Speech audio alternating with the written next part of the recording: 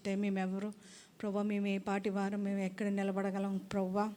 దయతో మమ్మల్ని దృష్టించి మమ్మల్ని జ్ఞాపకం చేసుకొని మరి ఒక్కసారి నాయన నీ రక్తాన్ని ఆశ్రయిస్తుండగా ప్రభా, సమస్తాన్ని, మా దుర్నీతిని, అవిధేయతను, అక్రమాన్ని మీ రక్తంలో మమ్మల్ని కడిగి పరిశుద్ధపరిచి ప్రభువా, నీ సన్నిధిలో నిలబడే అర్హత, యోగ్యత మాకు దయచేయమని వేడుకొంచున్నాం ప్రభువా.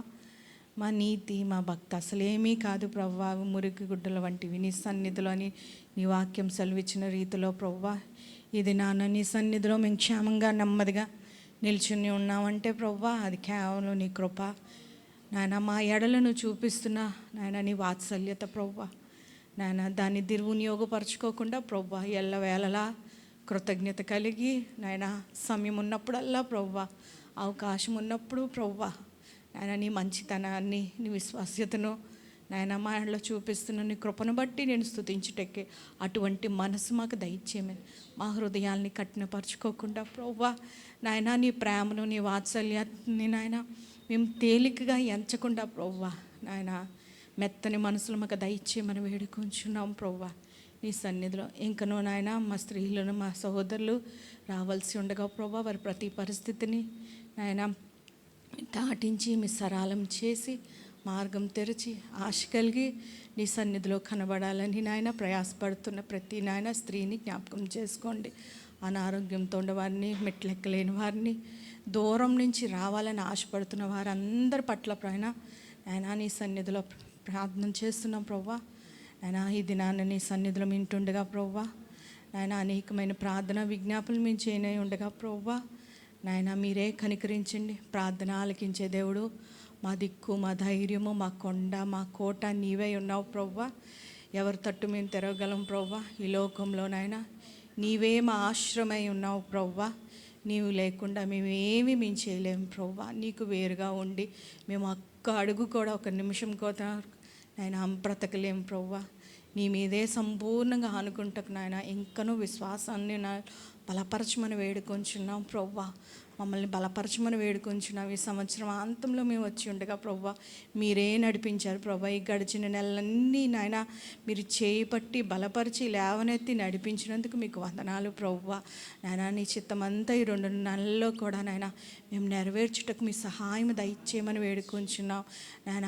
ఎక్కడైతే మేము పడిపోయామో ప్రభువా, ఎక్కడైతే బలహీన పడిపోయామో ప్రభువా, ఎక్కడైతే నిలువెచ్చని స్థితిలో మేము ఆగిపోయామో ప్రభువా, నాయన మీరు సహాయం దయచేయమని వేడుకొంచున్నాం. కృంగిన వారిని లేవనెత్తే దేవుడు, మళ్ళా బలపరిచే దేవుడు నాయన, మళ్ళా నాయన బలాభివృద్ధి కలుగు చేసే దేవుడు ప్రభువా. నాయన పడిపోయిన స్థితిలోనే మేము ఉండిపోకుండా నాయన మరలా మీరు లేపమని వేడుకొంచున్నాం, మరలా మమ్మల్ని బ్రతికించమని వేడుకొంచున్నాం. మా పరుగును ముందుకు కొనసాగుటకు నాయన మీరు సహాయం దయచేయమని వేడుకొంచున్నాం నాయన.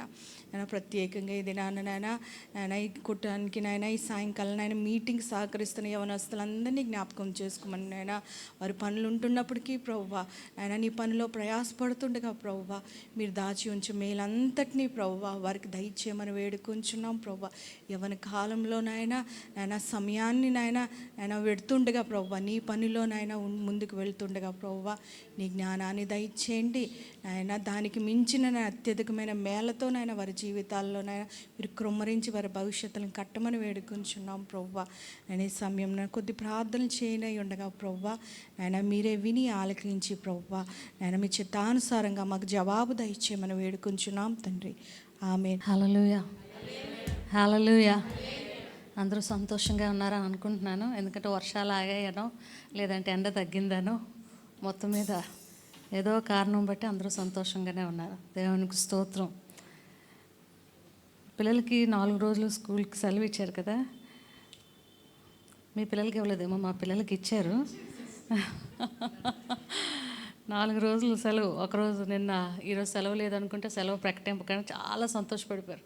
అప్పుడు నేను అన్నాను, మాకు కూడా హాలిడే ఇచ్చారా ఈవేళ అన్నాను. నేను మనకు కూడా హాలిడే ఇచ్చారు అంటే బుధవారం వచ్చిన వారికి. ఈరోజు హాలిడే మమ్మీ మాకంటే, మాకు ఈరోజు హాలిడే లేదు, మేము వెళ్ళాలి అన్నాను అనమాట. అలాగా సంతోషంగానే ఉన్నారు అనుకుంటాను. షారోన్ చాలా సీరియస్గా చూస్తున్నాం. దేవునికి స్తోత్రం. ఏదైనప్పటికీ దేవుని సన్నిధిలో సంపూర్ణ సంతోషము, ఆరోగ్యము, బలము, సమృద్ధి అన్నీ ఉన్నాయి కనుక సంతోషంగా ఉందాం. పాటల పుస్తకం నుంచి 244వ పాట, అందరికీ తెలిసిన పాట, వచ్చిన పాట. నేను ఇదే చరణాలు అయితే పాడతానో ఆ చరణాలు నాతో పాటు పాడండి. నాకన్నా ముందు వెళ్ళిపోకండి, నాతో సమానంగా పాడండి, లేదంటే నాతో కలిసి పాడండి. నాకన్నా ముందు ఎవ్వరు వెళ్ళిపోకండి, నేను మిమ్మల్ని క్యాచ్ చేయలేను పాట పాడుతూ. ఓకేనా? అందరికి వచ్చిన పాట ధైర్యంగా బిగ్గరగా చప్పట్లు కొడుతూ నాతో కలిసి పాడండి. యెహోవా నా బలమా, యథార్థమైనది నీ మార్గం, పరిపూర్ణమైనది నీ మార్గం. యెహోవా మరణ పుటురులలో మరువక మురళిడ, ఉన్నత దుర్గమై రక్షణ శృంగమై, మరణ పుటురులలో మరువక మురళిడ, ఉన్నత దుర్గమై రక్షణ శృంగమై, తన ఆలయములో నా మొర వినెను, తన ఆలయములో నా మొర వినెను. అదరెను ధరణి భయకంపముచే, అదరెను ధరణి భయకంపముచే. యెహోవా నా బలమా, యథార్థమైనది నీ మార్గం, పరిపూర్ణమైనది నీ మార్గం. యెహోవా పౌరుషము గల ప్రభు కోపింపక, పర్వతము నాదులు, పౌరుషము గల ప్రభు కోపింపక, వణికెను, తన నోట నుండి వచ్చిన అగ్ని, తన నోట నుండి వచ్చిన అగ్ని దహించి వేసెను వైరులనెల్లన్, దహించి వేసెను వైరులనెల్లన్. యెహోవా నా బల, బిగ్గరగా పాడదాం అందరం కలిసి, బిగ్గరగా. నీ మార్గం యెహోవా, దయగల వారిపై దయ చూపించును, కఠినుల ఎడల వికటము చూపును, దయగల వారిపై దయ చూపించును, కఠినులు ఎడల వికటము చూపును.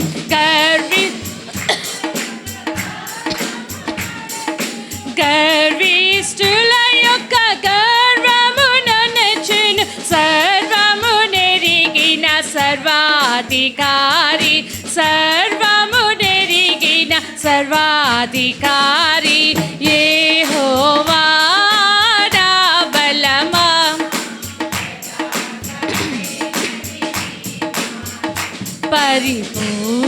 పరిపూర్ణమైనది నీ మార్గం. యెహోవా యెహోవా జీవము గల దేవా, బహుగా స్తుతులకు అర్హుడ నీవు. యెహోవా జీవము గల దేవా, బహుగా స్తుతులకు అర్హుడ నీవు. అన్యజనులలో ధన్యత చూపుచు, అన్యజనులలో ధన్యత చూపుచు, హల్లెలూయా స్తుతి గానము చేసేద, హల్లెలూయా స్తుతి గానము చేసేద. యెహోవా నా బలమా, యథార్థమైనది నీ మార్గం, పరిపూర్ణమైనది నీ మార్గం. యెహోవా. హల్లెలూయా, హల్లెలూయా. మరొక్క పాట పాడుకుందాం. సాంగ్ నెంబర్ 243, సాంగ్ నెంబర్ 243, 243వ పాట పాడుకుందాం. ఇది కూడా చాలా పాత పాట. ఈ పాట ఎక్కువ మా అక్క ఉండేటప్పుడు పాడేవాళ్ళమి, యవనస్తులుగా ఉండేవారమే. ఆ టైంలో యవనస్తులు ఉండేవారిని, ఎవరైతే ఉన్నామో యవనస్తులుగా వాళ్ళందరూ ఎక్కువ ఈ పాట పాడేవాళ్ళం. మేడ మీద గదిలో, మేడ మీద, పాతింట్లో మేడ మీద అయ్యేటప్పుడు ఎక్కువ ఈ పాట పాడేవారిని.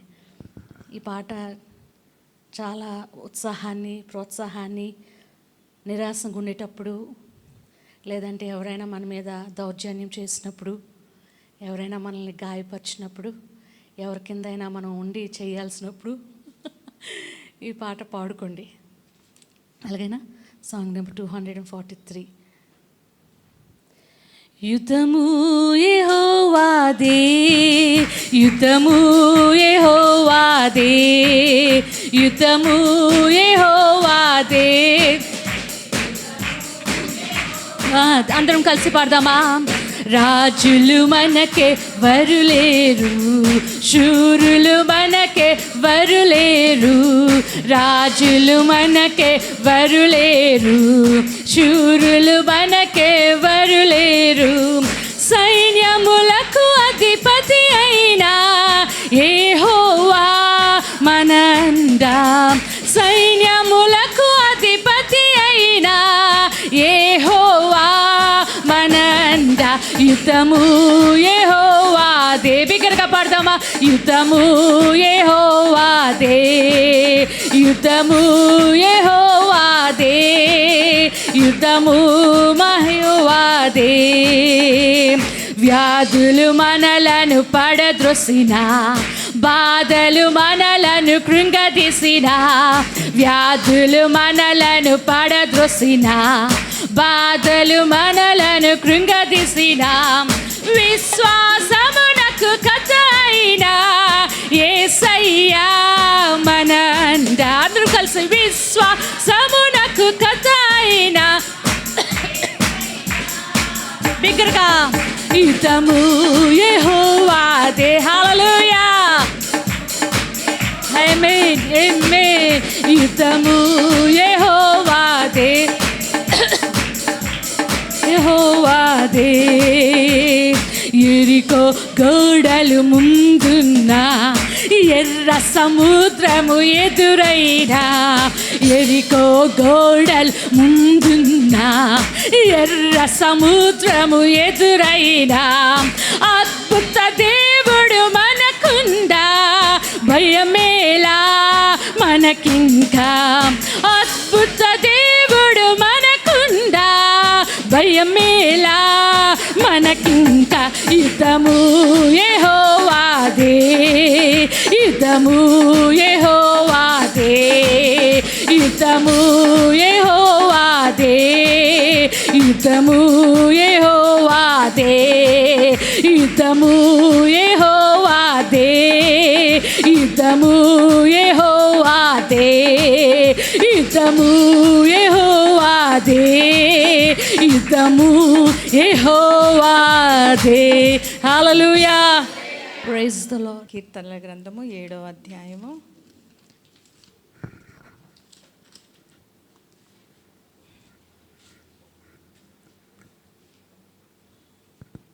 1 నుంచి 10 వచనములు చదువుకుందాము.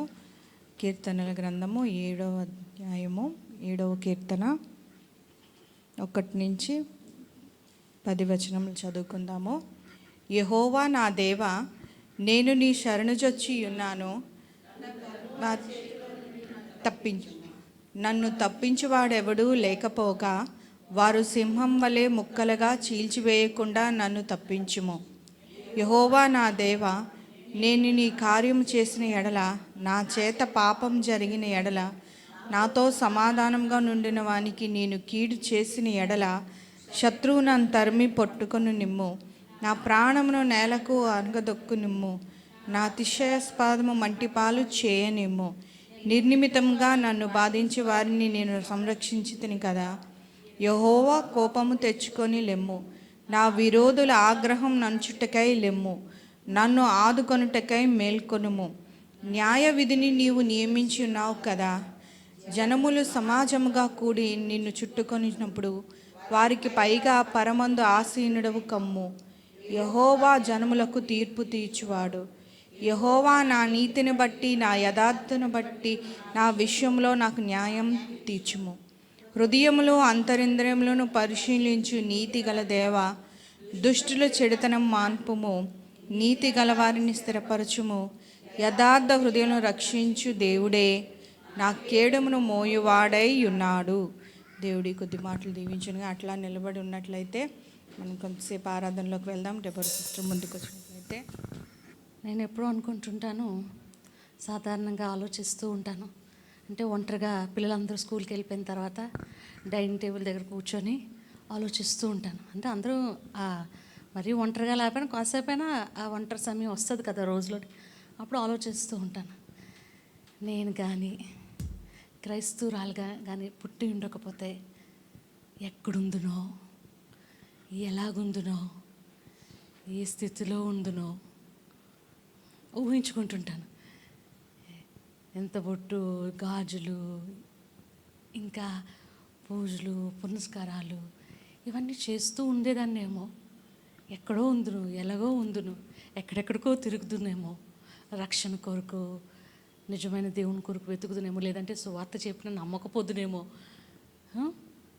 అని ఆలోచించుకుంటూ ఉంటాను. కానీ ఈ ఆలోచనలన్నీ తర్వాత ఒకటి అనుకుంటాను, ప్రభువా నన్ను కనికరించినందుకు మీకు వందనాలు, నన్ను కనికరించినందుకు మీకు వందనాలు, నా మీద జాలి చూపించి ఒక బిలీవర్ కుటుంబంలోనే కాదు, ఒక దేవుని సేవకుని కుటుంబంలో నన్ను ఉంచావు, నీకు వందనాలు. నన్ను అక్కడ పెట్టావు అంటే మీ ప్రణాళికలు, మీ చిత్తము ఏదో ఉంటుంది నా మీద.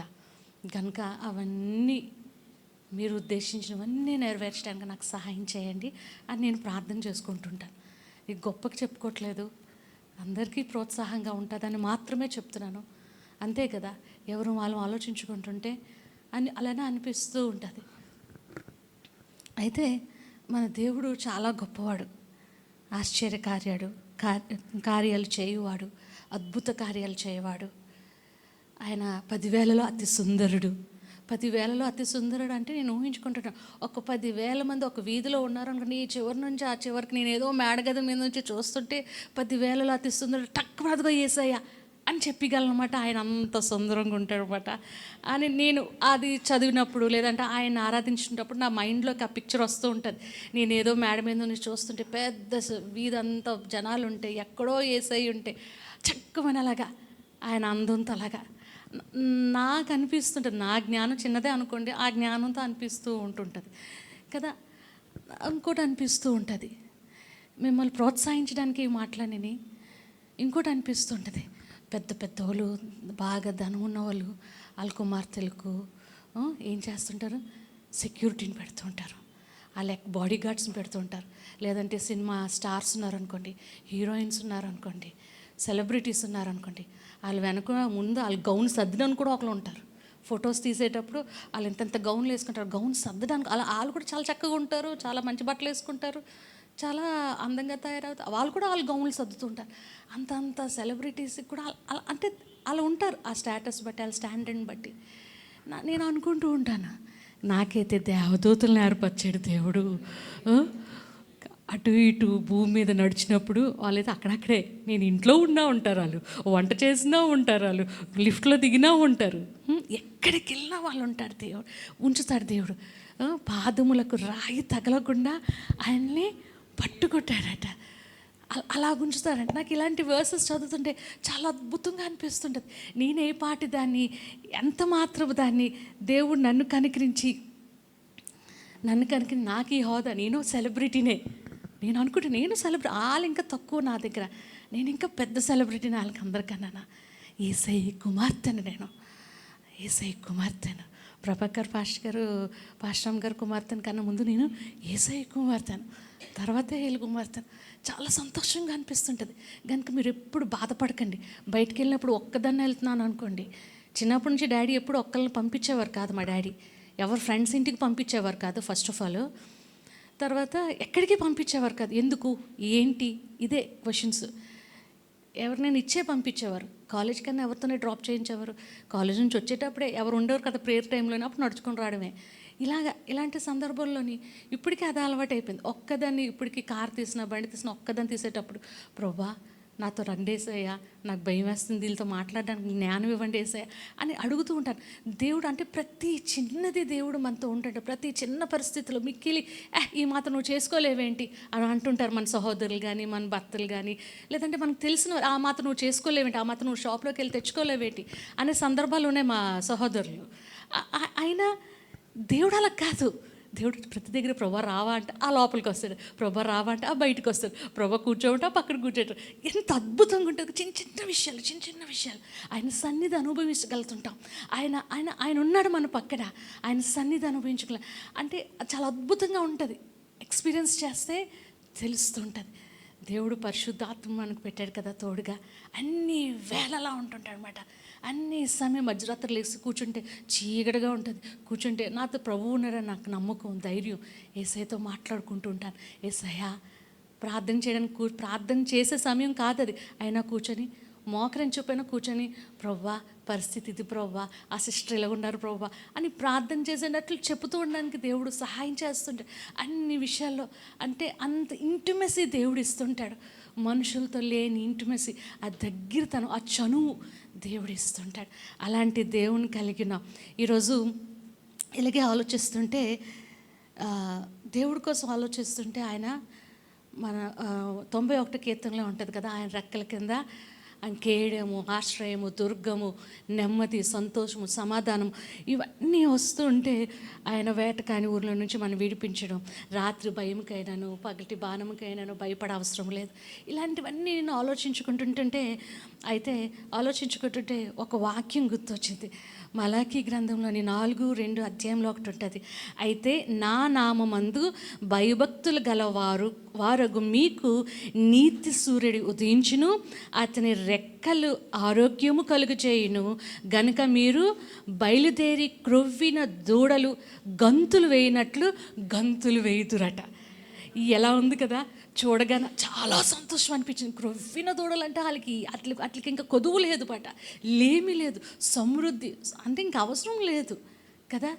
ఎంత చక్కగా బలంగా ఉంటాయి అవి, గంతులు వేయినట్టు ఇవన్నీ ఉండాలంటే ఆయన రెక్కల్లో ఆరోగ్యం, ఇవన్నీ మనకి కావాలంటే ఫస్ట్ది ఒకటి ఉంది, ఆయన యందు భయభక్తులు కలిగి ఉండాలి.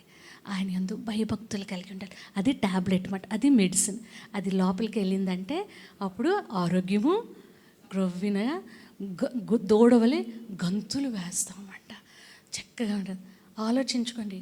నేను ఊహించుకున్నాను, నేను ఎలా గంతులు వేస్తాను, ఎంత వెయిట్ నన్ను గంతులు వేయలేనా, లేదు దేవుడు అప్పుడు ఇచ్చేస్తాడు ఆరోగ్యం. ఆయన రెక్కల క్రింద ఆరోగ్యం అని. కనుక భయభక్తులు, ఆయన యందు భయభక్తులు ఉంటే ఆయన ఆరాధించగలం. ఆయన ఎప్పుడు ఆరాధించగలం అంటే మన హృదయంలో పాపము లేనప్పుడు. ఆయన యందు ఎప్పుడు ఆనందించగలం అంటే పాపం లేనప్పుడు ఆనందించగలం. ఎప్పుడైతే ఆయన యందు ఆనందించగలుగుతామో ఆయన్ని ఆరాధించగలుగుతాం. ఆయనలో ఎప్పుడైతే ఆనందించగలుగుతామో ఆయన్ని ఆరాధించగలుగుతాం. ఇప్పుడు మీకు ఒక గిఫ్ట్ ఇచ్చాను అనుకోండి, మీరు చాలా హ్యాపీ అయిపోతారు. హ్యాపీ అయిపోయిన తర్వాత సిస్టర్ మీరు సూపర్ సిస్టర్, చాలా మంచి గిఫ్ట్ ఇచ్చారు సిస్టర్, మీ సెలెక్షన్ బాగుంటుంది సిస్టర్, ఆ గిఫ్ట్ చాలా అందంగా ఉంది సిస్టర్, నన్ను పొగడడం మొదలు పెడతారు, నన్ను స్తుతించడం మొదలు పెడతారు, నన్ను పైకెత్తడం మొదలు పెడతారు. ఎప్పుడు మీకు ఆనందం కలిగినప్పుడు కదా. అలాగే మనం ఎప్పుడైతే దేవునిలో ఆనందిస్తామో అప్పుడు ఆయన్ని ఆరాధించగలుగుతాం. ఎప్పుడు ఆనందించగలము? ఎప్పుడైతే ఆయన యందు భయభక్తులు కలిగి ఉంటామో, ఎప్పుడైతే ఆయనలో దగ్గరగా ఉంటామో, ఆయనతో సహవాసం చేస్తామో, ఆయనతో ఎప్పుడైతే మాట్లాడుతూ ఉంటుంటామో అది జరుగుతూ ఉంటుంది. కనుక ఈ సమయంలో దేవుడు ఒక ప్రత్యేకమైన సమయం. దేవుణ్ణి ఆరాధించేటప్పుడు దేవుడు దిగి వచ్చేస్తుంటాడు. దేవుణ్ణి ఆరాధించేటప్పుడు ఆయన సన్నిధి మన మీదకి వచ్చేస్తుంటుంది. అద్భుతాలు, ఆశ్చర్య కార్యాలు జరుగుతుంటాయి. మన ఒంటిలో ఉన్న రోగాలు పోతూ ఉంటాయి, ఆరోగ్యం వస్తుంటుంది, బలం వస్తుంటుంది, సంతోషం వస్తుంటుంది, నిట్టూర్పులు పోతుంటాయి, బలహీనతలు పోతుంటాయి, నీరసం పోతుంటుంది.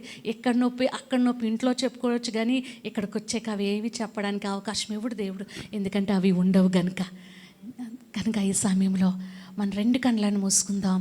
పక్కనున్నవారు ఎవరు, ముందున్నవారు ఎవరు, ఏంటి, ఎలాగా, ఏ పాట అని కాదు, కానీ ఈ సమయంలో ఆయన యందు ఆనందించగలమా? ఎప్పుడైతే ఆనందిస్తామో ఆయన్ని ఆరాధించగలుగుతాం. కనుక ఈ సమయంలో ఆయన వైపు చూస్తూ, ఆయన వైపు మన తలంపులు, మన ఆలోచనలు పెడుతూ ఆయన్ని మాత్రమే ఆరాధిద్దామా? హల్లెలూయా, హల్లెలూయా, హల్లెలూయా, హల్లెలూయా. అతని రెక్కలు ఆరోగ్యం కలుగు చేయనంట. హల్లెలూయా, హల్లెలూయా. నీతి సూర్యుడు ఉదయించునంట. ఇన్ని రోజులు మనం చూసాం కదా, చీకటి, మబ్బు, వర్షం వల్లగా వెలుతురు లేదు. ఈరోజు పొద్దున్నే వర్షం ఆగిపోయి వెలుతురు రాగానే అబ్బా ఎండ వస్తుందమ్మా అనుకున్నాను నేను. అలాగే మన జీవితంలో చీకటి పరిస్థితులు, దుఃఖంతో కూడిన పరిస్థితులు ఉండొచ్చు, ఎవరికి చెప్పుకోలేని పరిస్థితులు ఉండొచ్చు, అప్పుల్లో ఉండొచ్చు, రోగముతో ఉండొచ్చు, వేదనతో ఉండొచ్చు, మనసు నెమ్మది లేని స్థితిలో ఉండొచ్చు. ఏ స్థితి అయినా అది చీకటి స్థితిలోనూ ఉండొచ్చు. కానీ నీతు సూర్యుడు ఉదయించగానే అవన్నీ పటాపంచలు అయిపోతాయి, అవన్నీ తొలగిపోతాయి ప్రియా సహోదరి. అవి ఇంక నీకు కనబడవు. హల్లెలూయా, హల్లెలూయా. ఆయన యందు భయభక్తులు కలిగి భక్తితో భయముతో ఆయన ఆరాధిద్దామా? ఈ సమయంలో భక్తితో భయంతో ఆయన ఆరాధిద్దామా? మనసు పూర్తిగా పూర్ణ ఆత్మతో, పూర్ణ శక్తితో, పూర్ణ బలముతో ఆయన ఆరాధిద్దామా? హల్లెలూయా, హల్లెలూయా, హల్లెలూయా, హల్లెలూయా. నిన్ను నన్ను ప్రేమించే దేవుణ్ణి మనం కలిగి ఉన్నాం. అద్భుతాలు చేయు దేవుని కలిగి ఉన్నాం. అతి సుందరిని కలిగి ఉన్నాం. హల్లెలూయా, హల్లెలూయా, హల్లెలూయా, హల్లెలూయా, హల్లెలూయా. నోరులు తెరిచి బిగ్గరగా ఆయన స్తుతిద్దామా? నోరులు మూసుకొని ఉండదు. ఈ సమయంలో మౌనంగా ఉండదు. ఇంట్లో మాట్లాడుతూ ఉంటాం కదా, పిల్లల దగ్గర, భర్త దగ్గర, లేదా ఈ పనివారి దగ్గర ఎవరితోనో మాట్లాడుతూ ఉంటుంటాం కదా. ఈ సమయంలో యేసయ్యతో మాట్లాడదామా? మన నోరులను తెరుద్దామా? బాగుగా తెరుద్దామా? ఆయన స్తుతిద్దామా? కొనియాడదామా? గణపరుచుదామా? ఆయన నామను మాత్రమే పైకెత్తుదామా? హల్లెలూయా, హల్లెలూయా, హల్లెలూయా, హల్లెలూయా, హల్లెలూయా, హల్లెలూయా.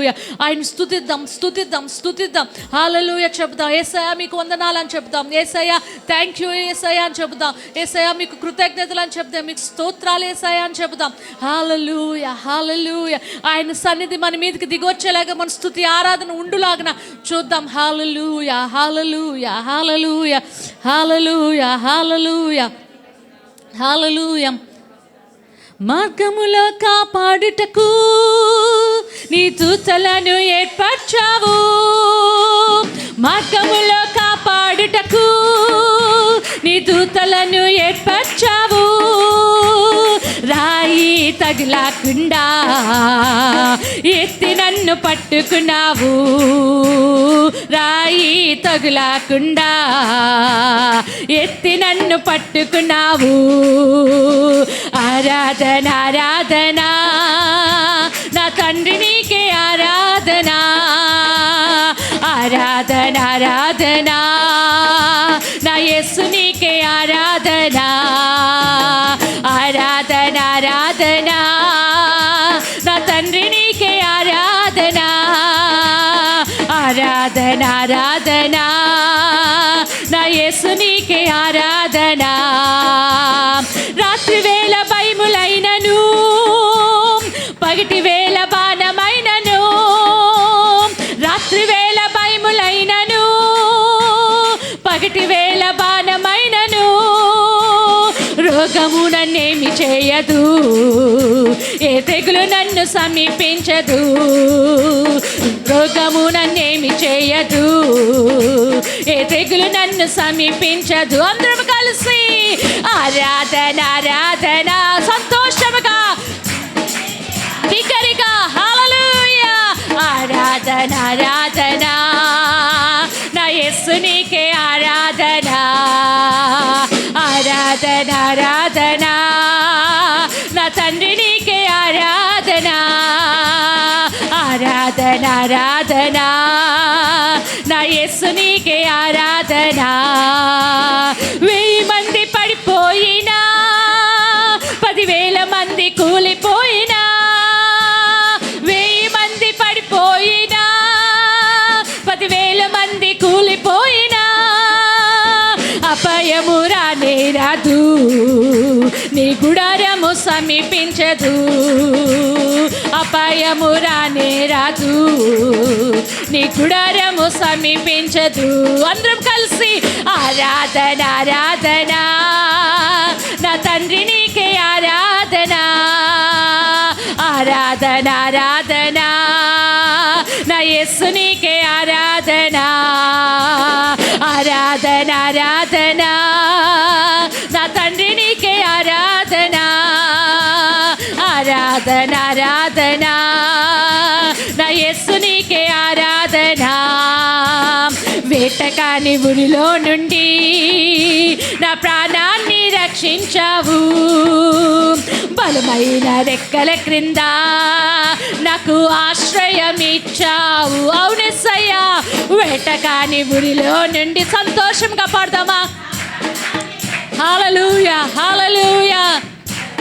రెక్కల క్రింద నాకు ఆశ్రయం ఇచ్చావు, లేనే లేదయ్యా వేరే ఆధారం, నా శృంగమా నా శైలమా, లేనే లేదయ్యా వేరే ఆధారం, నా శృంగమా నా శైలం. మరొకసారి చెప్తామా? లేనే లేదయ్యా వేరే ఆధారం, నా శృంగమా నా శైలమా, లేనే లేదయ్యా వేరే ఆధారం, నా శృంగమా నా శైలం. మరొకసారి చెప్తామా? లేనే లేదయ్యా వేరే ఆధారం, నా శృంగమా నా శైలమా, ఆరాధన ఆరాధన.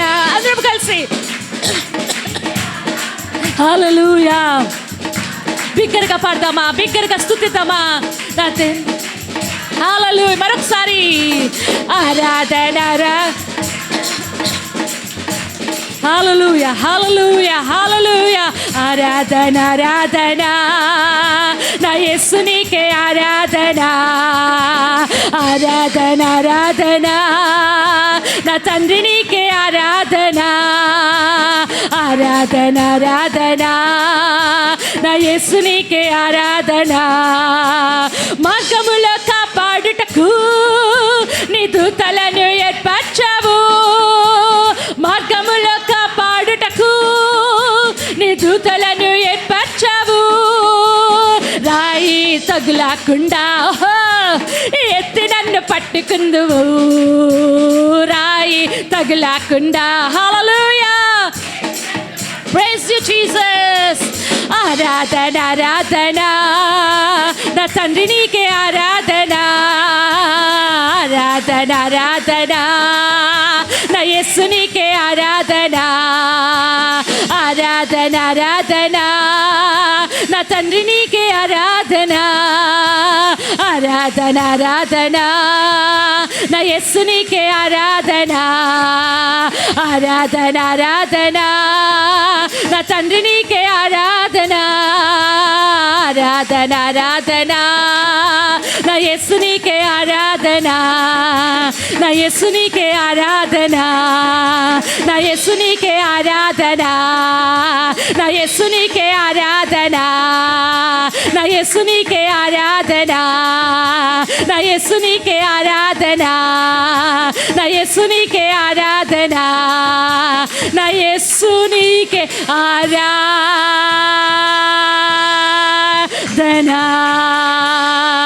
హల్లెలూయా హల్లెలూయా హల్లెలూయా హల్లెలూయా హల్లెలూయా హల్లెలూయా హల్లెలూయా హల్లెలూయా హల్లెలూయా హల్లెలూయా హల్లెలూయా హల్లెలూయా హల్లెలూయా హల్లెలూయా హల్లెలూయా.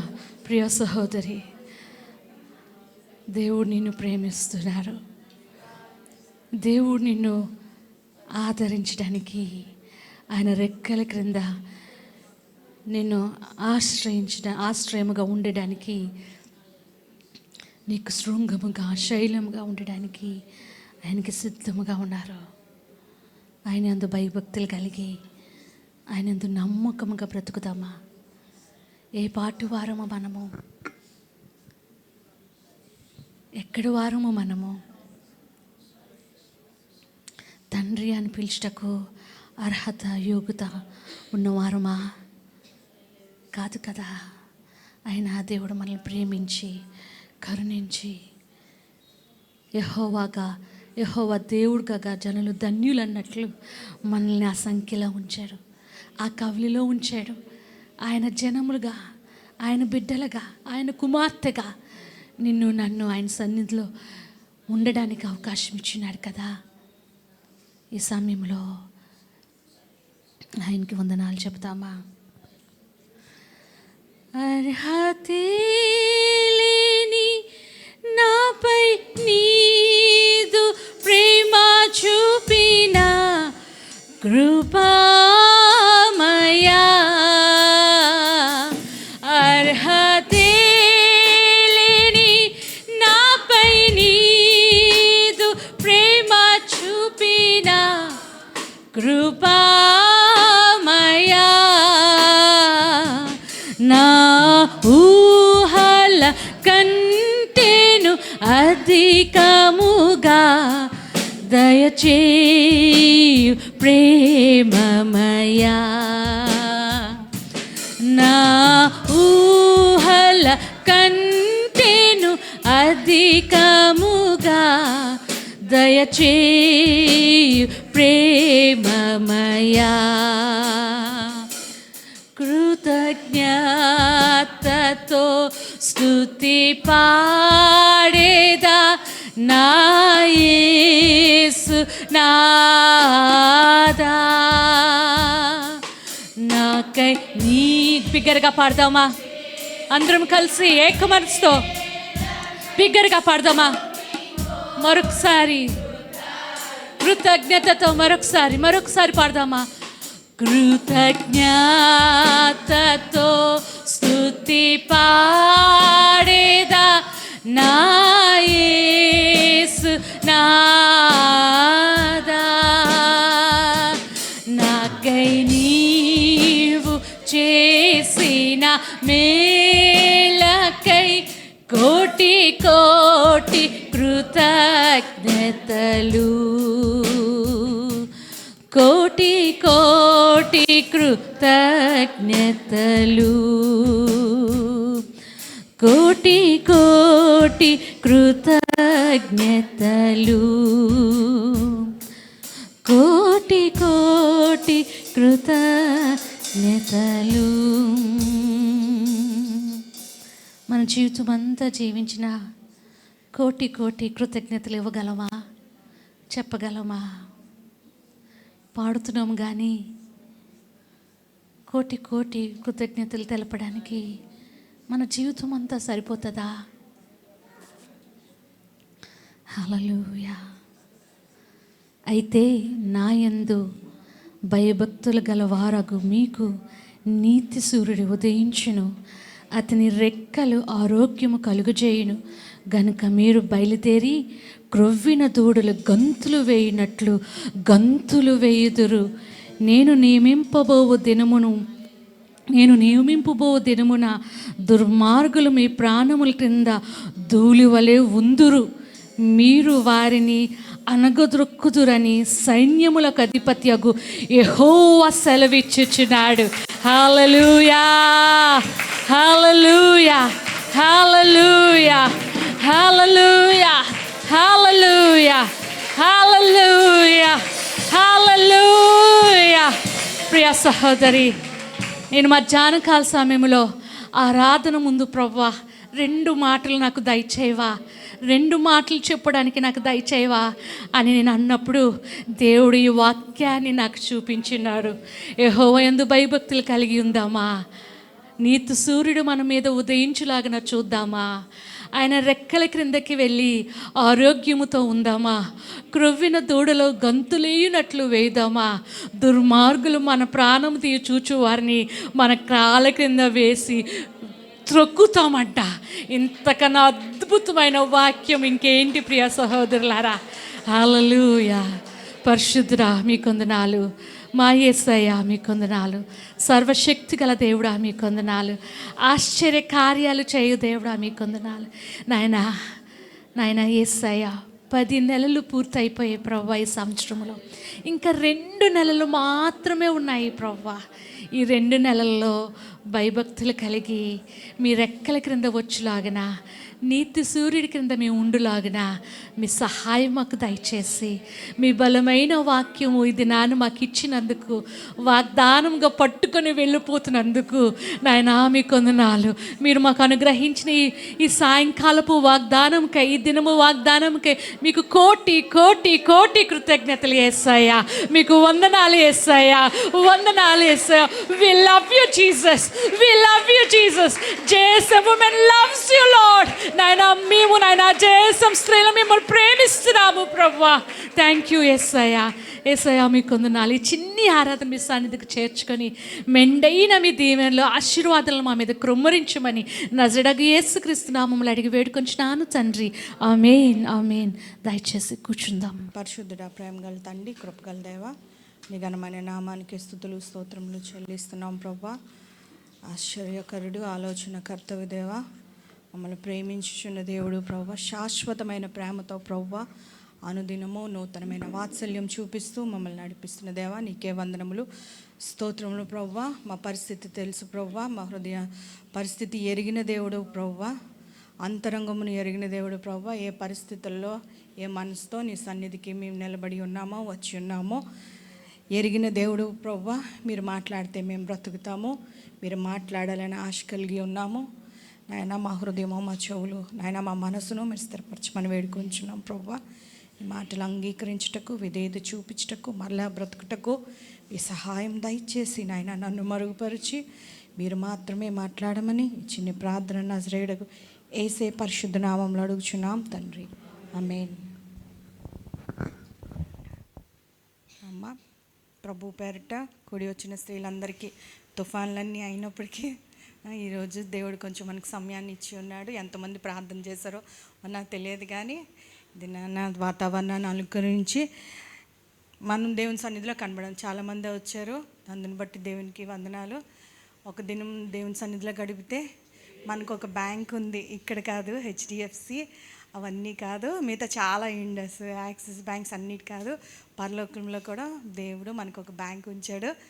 ఒక దినం అంటే 1000 దినాలు కదమ్మా. ఆ తర్వాత ఇంకను ఏంటంటే ఆఖరి దినంలో వచ్చి ఉన్నాం కాబట్టి పరిస్థితులన్నీ, సూచనలన్నీ కనబడుతున్నప్పుడు మునుపు చేసే కంటే మునుపు మీరు వారానికి ఒకసారి వచ్చారేమో, ఆదివారం వస్తున్నారేమో, లేదంటే శుక్రవారం కూడా వస్తున్నారేమో, లేదంటే లక్షవారం వస్తున్నారేమో కదా.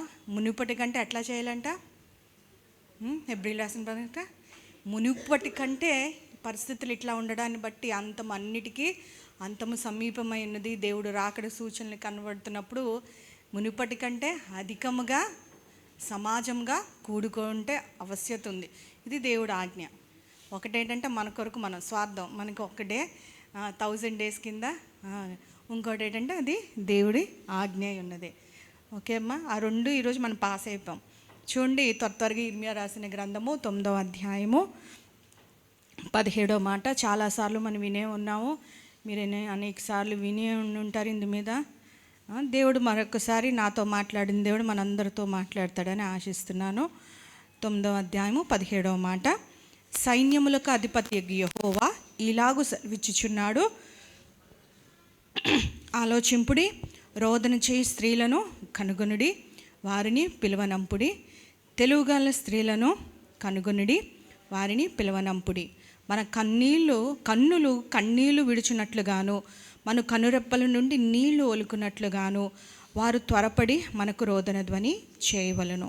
మనము వలసబోతిమే, సిగ్గు నొందితిమే. వారు మన నివాసములను పడగొట్టగా మనము దేశము విడవవలసి వచ్చినే అని సియోనులో రోదన ధ్వని వినపడుచున్నది. స్త్రీలారా, యెహోవా మాట వినుడి, మీరు చెవియొగ్గి ఆయన నోటి మాట ఆలకించుడి. మీ కుమార్తెలకు రోదన నేర్పుడి, ఒకరికొకరు అంగలార్పు విద్య నేర్పుడి. వీధుల్లో పసిపిల్లలు లేకుండాను, రాజమార్గంలో యవనులను లేకుండాను వారి నాశనం చేయటకే మరణము మన కిటికీలను ఎక్కుచున్నది, మనం నగరంలో ప్రవేశించుచున్నది. యెహోవా వాక్కు ఇదే, నీవి మాట చెప్పుము. అమ్మా, ఈ మాట ఎవరు రాస్తున్నారంట? ఇర్మియా ప్రవక్త. ఆయన పరిచర్య చేసింది ప్రవక్తగా. ఆయన యూదా దేశానికి పరిచయం చేస్తున్నారు. అంటే దేవుని మాటలు ఆయన చెప్తున్నప్పుడు యూదా ప్రజలకు చెప్తున్నప్పుడు ఏంటంటే ఏం చెప్తున్నారంట, మీరు మీరు విగ్రహారాధన చేస్తున్నారు, దేవుని మాటకు లోబడట్లేదు, దేవుణ్ణి తృణీకరించారు, ధర్మశాస్త్రాన్ని ఇంకా వీరు చెరలోకి వెళ్ళకముందు రాసిన గ్రంథము. ఒకమా చెరలోకి వెళ్ళలేదు, 70 సంవత్సరాలు బబులోను చెరలోకి వెళ్ళకముందు ఇది జరిగిన గ్రంథం, రాయబడిన గ్రంథం. అంటే ఇప్పుడు ఏమంటున్నారంట, నేను ఆయన దేవుడి మాటలు చెప్తూ కూడా ఏమంటున్నారంట, వాళ్ళు వినట్లేదు. పరిస్థితి ఎట్లాగుందంటే దేవుణ్ణి తృణీకరించారు, భయంకరమైన విగ్రహాలు, వారి చుట్టూ ఉన్న దేవతలను వారికి దేవుడిగా ఏర్పరచుకొని వారు విగ్రహారాధన చేస్తూ ఉన్నారంట. ఆ తర్వాత చూడండి, అందులోనే పక్కన ఉంటుంది, స్త్రీలు ఎట్లాగున్నారంటే ఆకాశ దేవతకు ఏంటంటే పూజలు చేస్తున్నారంట, కట్లు వేరటానికి వాళ్ళ భర్తల్ని వాళ్ళ పిల్లల్ని పంపుతున్నారంట. అంటే అటువంటి రీతిగా భయంకరంగా స్త్రీలు ఉన్నారు అప్పుడు ఆ దినాల్లో. ఆ తర్వాత మనం చదువుకున్నట్లయితే ఉంటుంది. అటువంటి పరిస్థితుల్లోని ఇర్మియా ప్రవక్త ఏం చెప్తూ ఉంటాడంటే, చాలాసార్లు నాయకులతో మాట్లాడతాడు, ప్రధానులతో మాట్లాడతాడు, యాజకులతో మాట్లాడతాడు, అన్నీ మాట్లాడితే ద లాస్ట్ రిసార్ట్ కదా. ఇక్కడ ఎవరితో మాట్లాడుతున్నాడంట, స్త్రీలతో మాట్లాడుతున్నాడంటే దేవుడు సెలవిచ్చిన మాటల. మనం చరిత్రలో మనం పాత నిబంధనలో చూసుకున్న, కొత్త నిబంధనలో చూసుకున్న కష్టమైన క్లిష్టమైన పరిస్థితులు అన్నిట్లోని కూడా దేవుడు ఎవరికంటే ఆఖరికి చేజారిపోయిన పరిస్థితులన్నిట్లోని కూడా దేవుడు ఎవరిని ఎన్నుకున్నాడంట, స్త్రీలనే ఎన్నుకున్నాడు కదమ్మా. అట్లనే గుర్తుందా, చాలాసార్లు ఆఖరి సమయాల్లో ఎవరున్నారు నాకు, సిలువ యొద్ద మోషే కొరకు ఎవరు నిలబడ్డారు, తల్లి నిలబడింది, రాజాజ్ఞను భయపడకుండా ఉన్నారు, షిప్రా పూయ నిలబడ్డారు. ఆ తర్వాత ఫరో కుమార్తె నిలబడింది. అటు రీతిగా ఆ తర్వాత తన భార్య సిప్పోరా నిలబడింది. అటు రీతిగా అన్ని పరిస్థితుల్లో కూడా ఏంటంటే ఒక నాయకుడు రేజ్ అవ్వాలంటే, ఒక ప్రవక్త రావాలంటే, ఒక జనాంగాన్ని కనాలంటే దేవుడికి అవసరమై ఉన్నారంట, స్త్రీలే కావాల్సి ఉన్నారు. ఇక్కడ కూడా సూటిగా ఏంటంటే ఆలోచింపుడి అన్న మాట అంటే ఒకసారి ఆలోచన చెయ్యాలి, ఆగాలి. అలా అన్నప్పుడల్లాను ఏంటంటే ఎక్కడో తేడా ఉంది, ఏదో సరిగ్గా లేదు, ఆలోచన చెయ్యాలి, పరిస్థితి ఇట్లా ఉంది కాబట్టి అని చెప్పి అక్కడ రాయించారు. అందుకే ఆలోచింపుడి అని ఉందంట. పరిస్థితి ఏం బాగాలేదు కాబట్టి మీరు ఆలోచన చేయండి. ఎవరు కావాలంట, రోదన చేయు స్త్రీలను కనుగొడిని. ఇప్పుడు ఏంటంటే అవసరత దేవుడికి, వారిని కనుగొనాలంటే ఎప్పుడు కనుగొంటారమ్మా, ఏదన్నా వస్తువుని ఎప్పుడు కనుగొంటాము, తెల్లవారు లెగ్గానే మన పిల్లలు ఏం చేస్తుంటారు, తలగడి కింద ఉన్నవి ఫస్ట్ కళ్ళిప్పక ముందే ఏదో పోయిందన్నట్టు ఎతికేసుకుంటూ ఉంటారు, కళ్ళిప్పక ముందే అమ్మా.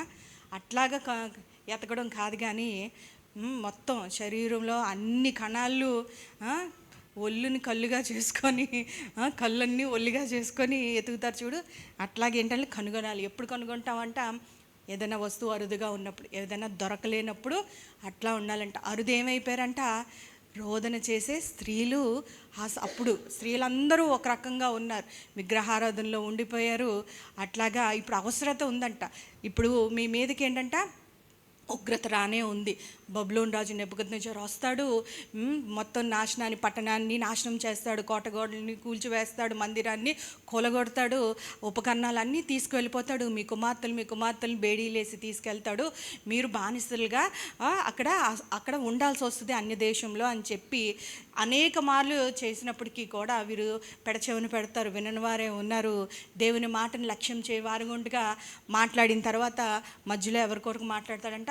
ఇప్పుడు అటువంటి వారు కన్నీరు కార్చేవారు ఎవరు లేరు కాబట్టి ఇక్కడ ఏమంటున్నారంట, పిలవనంపాలి, కనుగొనాలి, మీరు వెతకండి, వారి కొరకు వెతకాలి. అటువంటి స్త్రీలు కరువుగా ఉన్నారు.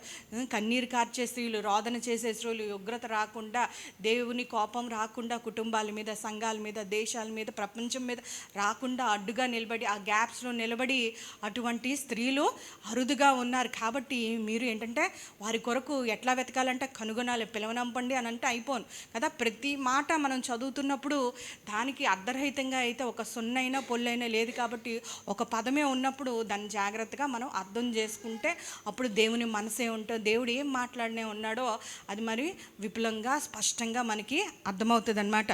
కనుగొనాలంట. కనుగొనిన తర్వాత ఏం చేయాలంట, వాళ్ళు పిలువనంపుని. దేవుడు అంటాడు కదా, సౌలు తప్పిపోయిన తర్వాత రాజుగా మొదటి ఇజ్రాయిల్ రాసిన తర్వాత నేను నా ఇష్టానుసారుడైన ఒక మనుషుని నేను కనుగొంటిని అంట. దావీదుని ఎంత ఎత్తుకోడో దేవుడు కదా. సౌల్ని ప్రజలు ఎన్నుకుంటే దావీదుని ఎవరు ఎన్నుకున్నాడు? దేవుడు ఎన్నుకున్నాడంట. అట్లా వెతకాలంట, కనుగొంతని. మన కన్నీళ్ళు దేనికి వెతకాలంట? కన్నీళ్ళు విడిచినట్లుగాను మన కన్నురెప్పల నుండి నీళ్లు ఒలుకున్నట్లుగా వారు ఎట్లా చేయాలంట? అక్కడ దానికి ఒక ఎమర్జెన్సీ ఉంది కదా. చాలాసార్లు మన హాస్పిటల్స్లోకి వెళ్తున్నప్పుడు క్యాజువాలిటీ వేరు, ఎమర్జెన్సీ వేరు.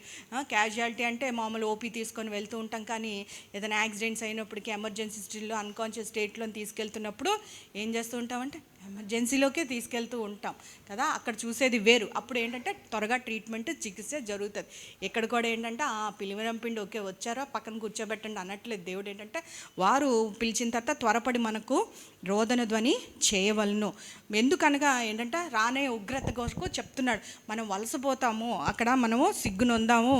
అక్కడ ఏంటంటే మనం సియోనులో రోదన ధ్వని అది రాకుండా లాగున్నా కదా. ఏదైతే ఉగ్రత ఏదైతే ఉందో, ఏదైతే నాశనం రాబోతుందో ఇజ్రాయెల్ ప్రజల మీదకి, యూదా ప్రజల మీదకి, అది ప్రవక్త ప్రవచించి దేవుని మాటలు క్షేమాన్ని కోరి చెప్తుంటే అందుకు ఆ ఉగ్రతను ఆపడానికి ఎవరు కావాలంట? స్త్రీలు కావాల్సి ఉన్నదంట. ఎందుకంట రోదన అంటే కన్నీరు పెట్టేవారు కాదు, కానీ రోదన అంటే it is more than crying. అవునమ్మా కాదా? నేను భక్తుడు అంటుంటాడు కదా అంట, బూదిగంతముల నుండి నేను మొరపెట్టుచున్నాను అంటాడు. నేను కన్నీరు కారుస్తున్నాను అన్నాడు కదా. ఈ మొర, అంగలార్పు, ఈ వేదన, దుఃఖము, ఇవన్నీ మాటలకి అంతకు మించినవి అన్నమాట. హృదయాంతరంగం నుంచి మనము ఏంటంటే దాన్ని ఫీల్ అయితే మనం చెప్పగలం. అప్పుడు కన్నీరుగా వస్తుంది. అప్పుడు ఏమవుతుందంటే ఆ మాటలు రావు, కానీ మన మాటలే ఏమవుతాయంట ప్రార్థనకి, మన మూలుగులు ఏమవుతాయంట అదే శక్తివంతమైన ప్రార్థనలోని మనకు మాటలు రాయినప్పుడు కన్నీళ్ళు వస్తాయి. అవే ఏంటంటే when words cannot speak, ఆ టియర్స్ విల్ స్పీక్. అప్పుడు దేవుని సన్నిధికి అవి చేరుతా అంట. అటువంటి రీతిగా మనం ప్రార్థనలు చేయవలసి ఉందంట. రోదన ధ్వని అంట. భావోద్వేగాలన్నింటినీ ఉట్టి పై మాటలు చాలాసార్లు నన్ను దీవించు, ఎక్కడి వరకు యూజువల్గా వెళ్ళిపోతూ ఉంటామంటే నన్ను దీవించు. యూజువల్గా 80%గా మనం ప్రతిరోజు తప్పక చేసుకునేదంటే నన్ను దీవించు, కుటుంబము, సంఘము, బిడ్డల వరకు, మా కష్టాలు, మా శ్రమల వరకు అని అనుకుంటూ ఉంటాం. కానీ దేవుడు ఏంటంటే అంతకు మించి చేయవలసి ఉన్నది. ఇక్కడ ఎవరు కావాలంట? మీరు కష్టాల కొరకు, మీ శ్రమల కొరకు బాధపడేవారు కాదు, కానీ దేశం మీదకి, పట్టణం మీదకి ఉగ్రత రానే ఉంది. కాబట్టి అటువంటి అంటే భారంతో, బాధ్యతతో రోదన చేసేవారు, వారి హృదయాన్ని, వారి మనస్సుని వారిని చింపుకొని దేవుని సన్నిధిలో అట్లాంటి వారు కావాల్సి ఉన్నది కదా. హన్నా ఎట్లా ప్రార్థన చేసింది? అన్నాళ్ళ నుంచి, అనేక సంవత్సరాల నుంచి బిడ్డలు లేరు. వైరి కొన్నిసార్లు బాధ అధికమైన తర్వాత ఏం చేసింది? హృదయాన్ని కృమ్మరించుకుందంట. అందుకని దేవుని సన్నిధిలో కృమ్మరించుకుందంట. అటువంటి వారు కృమ్మరించుకోవడం అంటే ఏంటమ్మా? మొన్న 2-3 రోజుల నుంచి మనకు ఆకాశం కృమ్మరించబడుతుంది. ఏదో కన్నం వేసినట్టే ఆకాశానికి చిల్లుపడినట్టే అట్లాగ వర్షం పడుతుందంట. అంత దుఃఖంతో రోదన చేసేవారు కావాలి, అంత భారంతో అంగలార్చే వారు కావాలి. అప్పుడు ఆ బండ సందుల్లో నించొని దేవుడు ఏంటంటే మన దేశం మీదకి క్షేమం వస్తుంది, నెమ్మది వస్తుంది, రక్షణ వస్తుంది. అప్పుడు మనం ఏంటంటే క్రైస్తవ దేశాలుగా మార్చబడతాం, మన కుటుంబాల్లో క్షేమం చూస్తూ ఉంటాం. అటువంటి స్త్రీలు కావాలంట, కన్నుల వెంటి అటువంటి కన్నీరు రావాలంట. అప్పుడు మనుషులు మనం బాధలో ఉన్నప్పుడు, కష్టాల్లో ఉన్నప్పుడు చాలాసార్లు అపార్థం చేసుకుంటా. యాజకుడు ఏలి ఏం చేశాడంట? నువ్వు మత్తురాలువై ఉన్నావా అని. తెల్లవారు ఇవన్నీ విన్నవే, కానీ అప్పుడు ఏమంటా నా హృదయాన్ని కృమ్మరించుకుంటాను అని అనింది. ఎప్పుడు సాల్వ్ అయింది? ఎప్పటి నుంచో ఆ ప్రాబ్లం ఉంది, బిడ్డ లేకుండా ఉంటానే ఉంది. కానీ ఆ వైరు రేపుతున్నప్పుడల్లా ఏమైంది? ఆ ఇన్సల్ట్, ఆ బాధ అది అప్పుడు అధికమైంది. అప్పుడు వెళ్ళాల్సిన చోటుకి వెళ్ళింది, దేవుని మందిరంలోకి వెళ్ళింది, కృమ్మరించుకుంది. అప్పుడు యాజకుడు ఏమంటుంటాడంట? నువ్వు 1 సంవత్సరం తిరగకముందే మరి గర్భం దాల్చుతావు అని చెప్పిన తర్వాత తన గర్భాన్ని కన్నీటితో సాధించింది కదా. Tearful praise. చాలాసార్లు విజ్ఞాపన ప్రార్థన చేస్తాము, లేదంటే అనేక రకాలుగా మనం ప్రార్థన చేస్తూ ఉంటాం. కానీ మనం బైబిల్ గ్రంథం అంతా చూసుకున్నట్లయితే కన్నీటి ప్రార్థనకు ఉండే శక్తి ఇట్ ఈస్ డిఫరెంట్. ఉపవాస ప్రార్థనలు చేస్తామో, కన్నీటి ప్రార్థన దానికి ఉన్నది ఇట్ ఈస్ వెరీ పవర్ఫుల్. దేవుడు మన కన్నీటిని చూసి దాటిపోయే దేవుడు కాదు. నాయిను విధవరాలు యేసయ్య తమ ఒక్కగానొక్క కుమార్తె చనిపోయింది. నాయిను విధవరాలకి నాయిను అనే గ్రామంలోని ఆ పేరు బట్టి ఆమెకు వచ్చింది. ఆమెకి ఏంటంటే భర్త విధవరాలనే ఉంటుంది ముందు రాయడం కూడా. ఆమెకి ఏమైంది, భర్తే ఆల్రెడీ చనిపోయాడు. ఇంకా ఏంటంటే విధవరాలు ఏంటంటే సహాయం లేనిది, నిరాశ్రయం కలిగింది. ఆ టైమ్స్లోని ఇంక ఉన్న ఒక్కగానొక్క కొడుకు అయ్యి ఉండొచ్చు కదా. ఎట్లా ఉండుంటుంది ఆ తల్లి పరిస్థితి, ఎట్లా కన్నీరు మున్నీరుగా ఏడుస్తూ ఉండుంటుంది.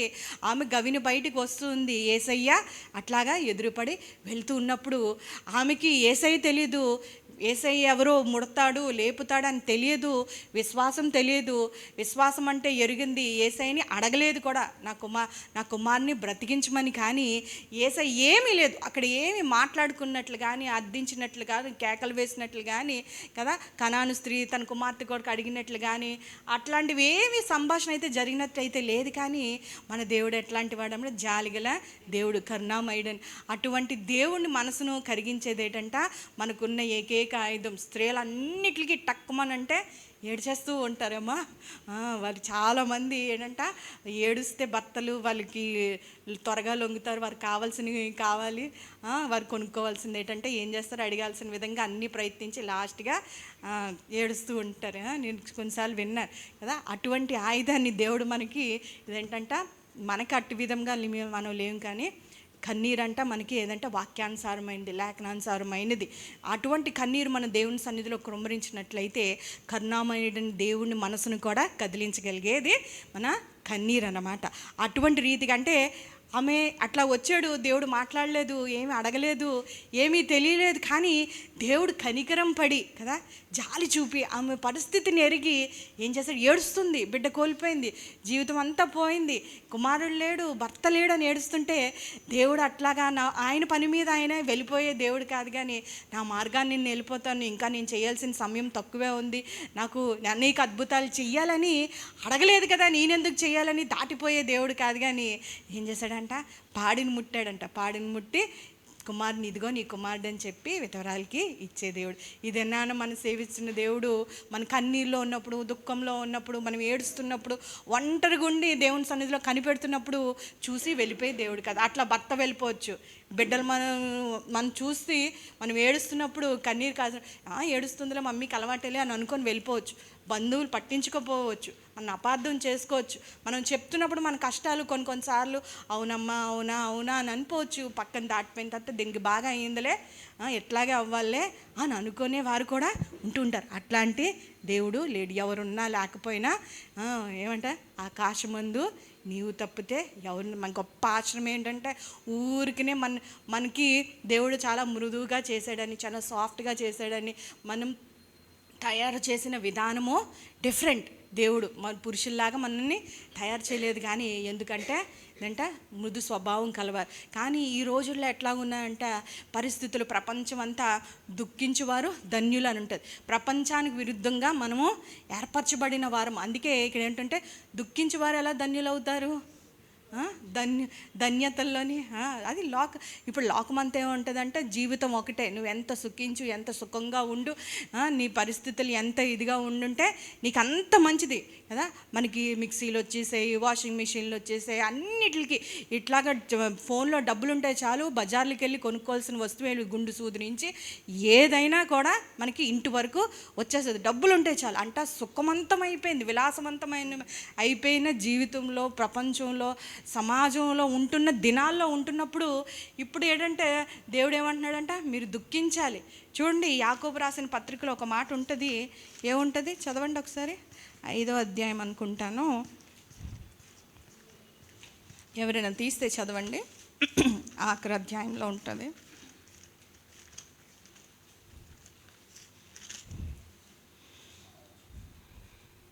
4వ అధ్యాయము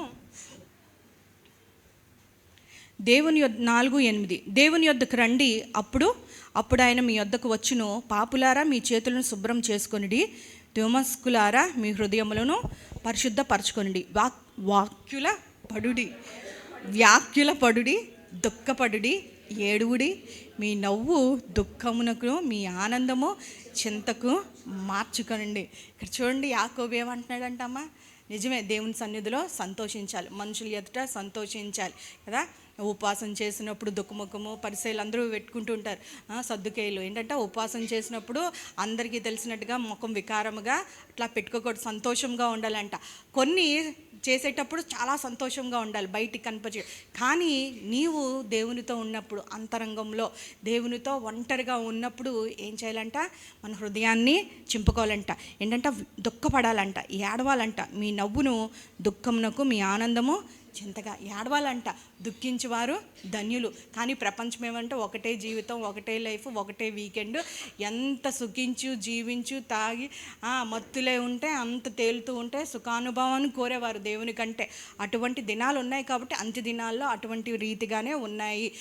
సుఖాశక్తి గల స్త్రీలారా, నిర్విచారం గల స్త్రీలారా, ఏముందంటమా వారికి? ఏమై ఉంది? ఎందుకు శ్రమ? దేవుడే మనకి అవన్నీ ఇచ్చాడు కదా, మన సౌకర్యాలు, సంపద, సిరి, మనకి అన్నీ ఇచ్చినప్పుడు ఏం తప్ప అంటే నిజమే, అవన్నీ కావాలి నీకు లోకంలో, అవన్నీ కావాలి. కానీ దేవుని సన్నిధిలో కొన్ని నువ్వు దుఃఖించాలి, ఏడవాలి, నీ హృదయాన్ని చింపుకోవాలి, వ్యాకుల పడాలి, అంగలార్చవి కొన్ని ఉన్నాయంట. అవి ఏంటంట? దేవుని సన్నిధిలో మన కుటుంబాల కొరకు, మన కష్టం కొరకు దేవుని సన్నిధిలో అట్టి రీతిగా ప్రపంచమంతా ఒకటి చెప్తుంది కదా. ఎందుకంటే ఒత్తిడి ఎక్కువైపోతుంది. కొన్ని దేశాల్లో, చైనా వంటి దేశాల్లోని కొన్ని క్లబ్స్ ఉంటాయంట.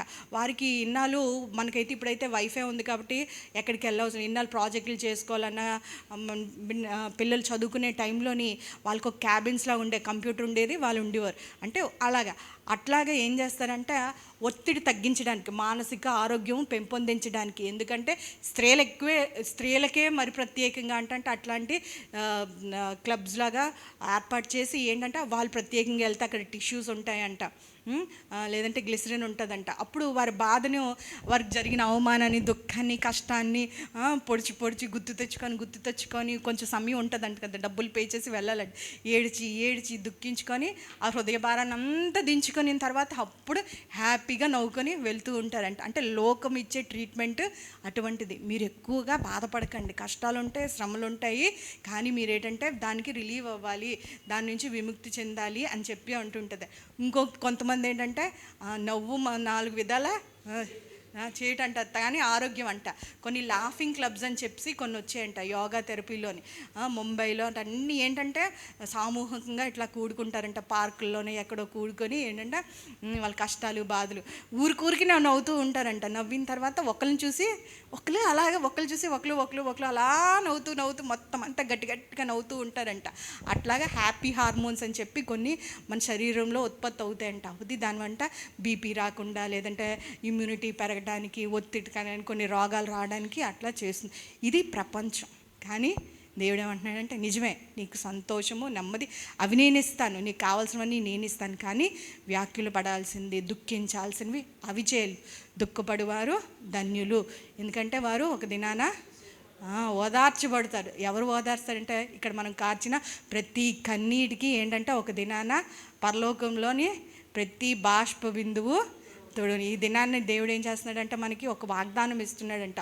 ఒక బ్యాంక్ ఉందంట మనకి. మన కన్నీరు ఏంటంటే కొన్నిసార్లు మనం మర్చిపోతాం, తుడి చేసుకుంటాం, టిష్యూలతో వేస్తాం. కానీ దేవుడు ఏమంటున్నాడంట, దుఃఖంతో మన అంతరంగంలో నుంచి మనకు వచ్చిన బాధ వల్ల మన ప్రతి కన్నీరు దేవుడు ఏం చేస్తున్నాడంట, ఆయనకొక తెలిసిందే కదా. చూడండి ఒకసారి, ఇంకొక బ్యాంక్ ఉందంట, దేవుడు దాస్తాడంట.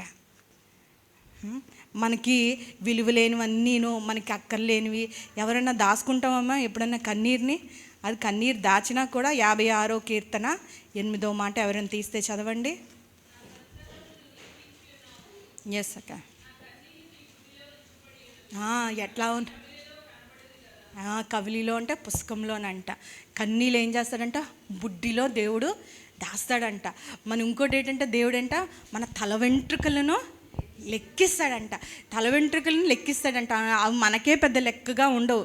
ఎన్నోసార్లు తల ఊడిపోతూ ఉంటుంది, దువ్వెనలోకి వచ్చేస్తుంటే చుట్టేసి ఎక్కడేస్తామమ్మా? ఎక్కడైనా దాస్తున్నారు ఎవరన్నా? డస్ట్బిన్లో వేసేస్తాం. దేవుడు వాటిని లెక్కిస్తున్నాడంట. ఇది నన్ను కన్నీరు వస్తే ఇట్లా తుడిచేసుకుంటాం, హ్యాండ్ కర్చీఫ్తో తుడిచేస్తుంటే, లేదంటే ఆరిపోతాయి. దేవుడు ఏం చేస్తాడంట, దేవుని సన్నిధిలోని దేవుడి చిత్తానుసారంగా, ఆత్మానుసారంగా, దైవ చిత్తానుసారమైన దుఃఖము మారు మనసు కలుగు చేస్తుంది కదా. అట్టి విధంగా దైవ చిత్తానుసారమైన దుఃఖం కలిగి మనం ప్రార్థించిన ఎడల దేవుడు అవన్నీ ఏం చేస్తాడంట, మనం తుడిచేసుకోవచ్చు, మనం మర్చిపోవచ్చు, కానీ ఫస్ట్ నుంచి మనం జీవితం ఆరంభించింది ప్రభువుని తెలుసుకున్న దగ్గర నుంచి ఆయన సన్నిధిలో ప్రతి కన్నీటిని ఏం చేస్తాడంట, బుడ్డిలో దాస్తాడు. మనం మర్చిపోవచ్చు ఎన్ని కన్నీటి బొట్టుల్ని మనము కన్నీరు కార్చామో లేదో కానీ దేవుడు అవన్నీ ఉంచుతాడంట. ఓ దినాన్న అవి మనం పరలోకంకి వెళ్తున్నప్పుడు అవన్నీ చూపిస్తాడంట, అవి లెక్కిస్తాడంట, దేవుడు దాస్తాడంట అనే పుస్తకంలో పెట్టుకుంటా. ఈ దినాన్న మనం ఎటువంటి స్త్రీలుగా ఉన్నాం, ప్రార్థన చేస్తున్నామో ఎప్పుడన్నా అటువంటి అనుభవాలు ఉన్నాయో. నాకు చాలామంది స్త్రీలు అంటే అందరికీ ఇంచుమించుకి అందరికీ కన్నీటి ప్రార్థన అనుభవం ఉంటూనే ఉంటుంది. ఎందుకంటే మన అందరికీ బాధలు ఉంటాయి, కష్టం కదా. కన్నీరు విడవకుండా, దేశయ్య పాదాలు తడపకుండా ఏనాడు ప్రార్థనలోంచి లెగవకండి. చాలా బలమైనది అని అది ఏం చేస్తుందంట, కన్నీరంట దేవుని సింహాసనాన్ని కదిలించేస్తుందంట, దేవుని హృదయాన్ని ముట్టేస్తుందంట. అప్పుడు దేవుడు మనల్ని దాటి వెళ్ళిపోలేడు కదా. చూడండి, యోనా వెళ్ళాడు, నినివే పట్టణం మీద ఉగ్రత వస్తుంది అని చెప్పిన తర్వాత వారు కన్నీరు కాస్తారంట, రాజుతో సహా జంతువులు అవన్నీ కిందన గోనె పట్ట కట్టుకొని చేస్తున్నప్పుడు. అప్పుడు ఏంటంట, నేను చేయవలసి ఉద్దేశించిన కీడును చేయలేదంట కదా. దేవుడు ఉద్దేశించిన దాన్ని, దేవుడు తెరిచిన దాన్ని, దేవుడు మూసిన దాన్ని ఇటు తిరగరాసింది ఏది జరగదు. కానీ అట్టి రీతిగా దాన్ని తిరగరాసగలిగారు ఎవరుండదంట, ఎవరి చేతిలో ఉందంట, అది కన్నీటి ప్రార్థనే కదా. ఆహాబు అంత దుష్టుడు కదమ్మా, అంత దుష్టుడైనప్పుడు కొన్నిసార్లు దేవుడు చెప్పినప్పుడు పశ్చాత్తాపడతాడు. అప్పుడు తన టైంలోని రాకుండా ఉగ్రతను ఏం చేస్తాడు. ఆహాబు ఎంత దుష్టుడమ్మా, అవునా కాదా. ఆ తర్వాత ఎన్నిసార్లు చూస్తాము ఇక్కడ, చాలాసార్లు యాకోబు కోసం మనం చూసుకున్నట్లయితే ఏమవుతుందంట, మోసం చేస్తాడు, అన్నను మోసం చేస్తాడు, తండ్రి దగ్గర మోసం చేస్తాడు. అవన్నీ అయిపోయిన తర్వాత 20 సంవత్సరాల తర్వాత ఎవరు ఏసావుని కలుసుకున్నప్పుడు తిరిగి మామ దగ్గర నుంచి వచ్చేస్తుంటాడు, లాభాన్ని నుంచి తన బిడ్డలతో తన మందలతో వస్తున్నప్పుడు. అప్పుడు ఎట్లాగొస్తూ ఉంటాడంట, ఏశావు కోపంతో దొరికితే 400 మనుషులతో దొరికితే కత్తివాత ముక్కలుగా నరికేద్దామని అన్నాళ్ళు పగ ఉంచుకొని వస్తున్నప్పటికీ అప్పుడు యాకోబు ఏం చేస్తూ ఉంటాడు, యెబ్బేకు దగ్గర అక్కడ మాట కూడా ఉంటుంది చూడండి, యోషియా రాసిన గ్రంథంలోని మొక్కసిరిగలి 12వ అధ్యాయంలో చూడండి 4:12 తన సహోదరుని మడిమ పట్టుకొని తల్లి గర్భమందు యాకోబు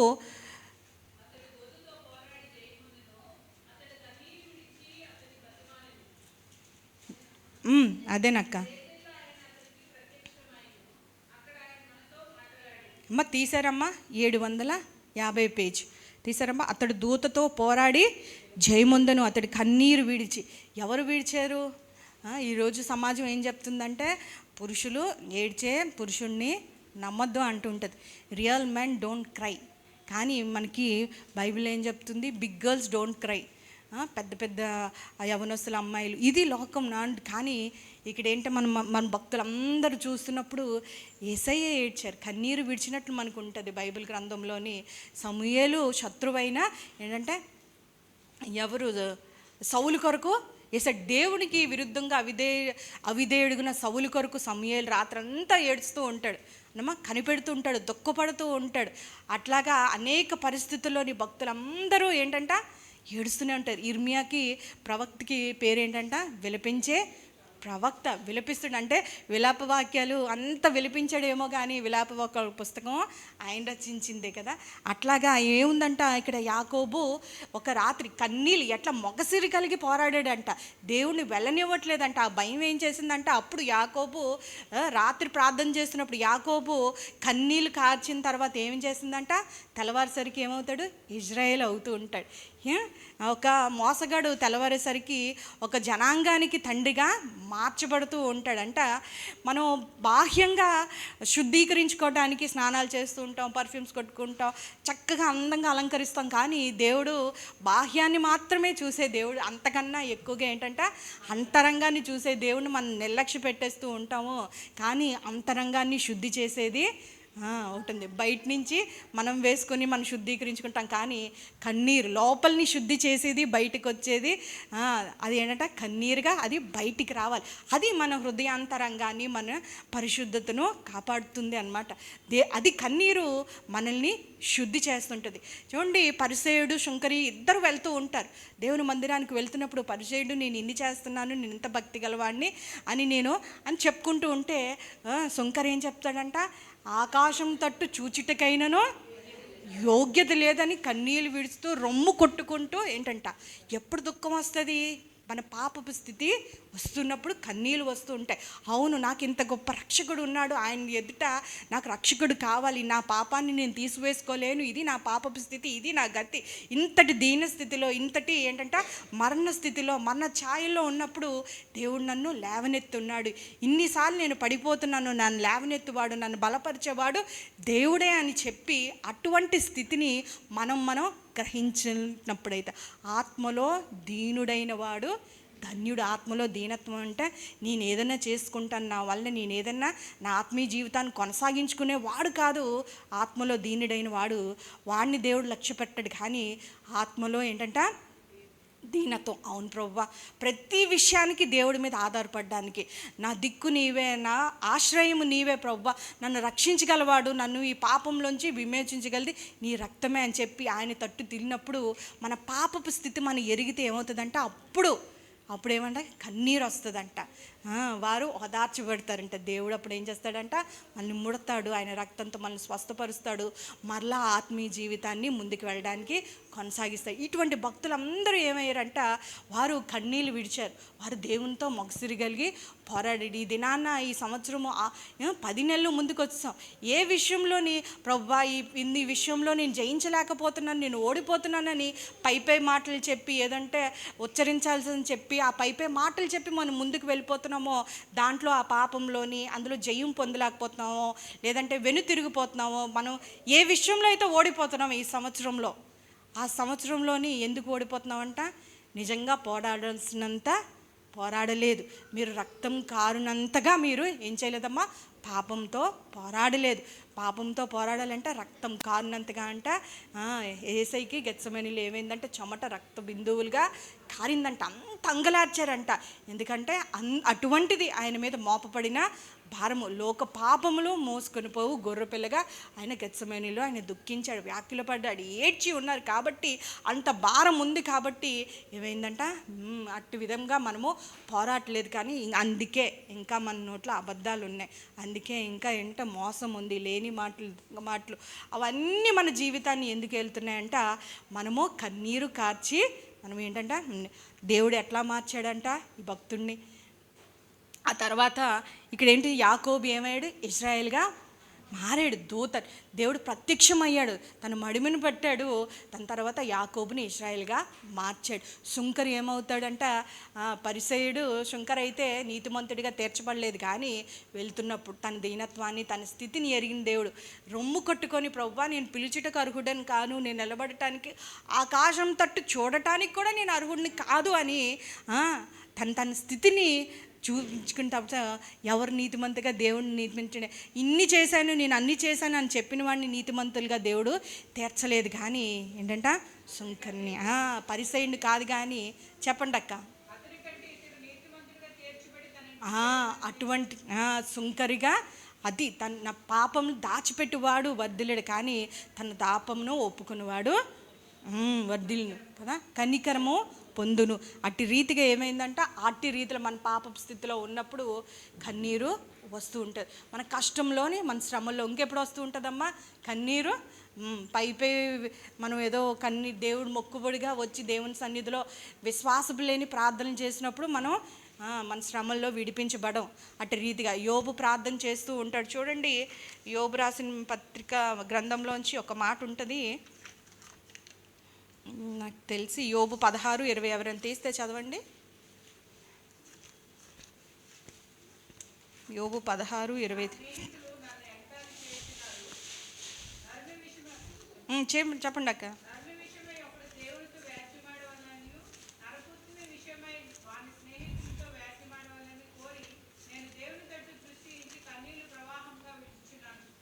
చాలక్క.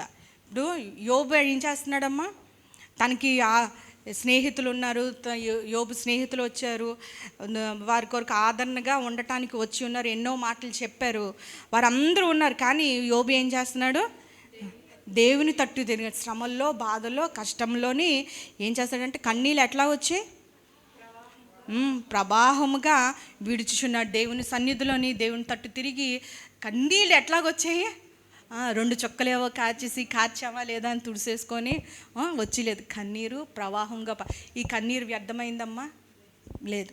2 ఆశీర్వాదాన్ని పొందుకున్నాడు, అవునా లేదా? 2 ఎంతైతే పోయిందో అంతకు మించిన ఆశీర్వాదాన్ని, 2 ఆశీర్వాదాన్ని పొందుకుని ఉండి ఉన్నాడు. హిజ్కియా చూసుకున్నట్లేదో చూడండి. అట్లాగే హిజ్కియాకి దేవుడు వచ్చి ఏం సెలవిస్తాడంట, యెషయా రాసిన గ్రంథము 38 ప్రవక్త యెషయా ప్రవక్త వచ్చి అంటాడు, నీకు మరణకరమైన ఒక రోగం వచ్చింది, నీ ఇల్లు చక్కబెట్టుకో, నువ్వు మరణమైపోతావు అని చెప్పిన తర్వాత ఆ మరణ ఆయుష్ని కూడా మార్చగలిగింది ఏంటి, దేవుని లేఖన గ్రంథంలోని మార్చగలిగింది, ఎడిట్ చేయగలిగింది.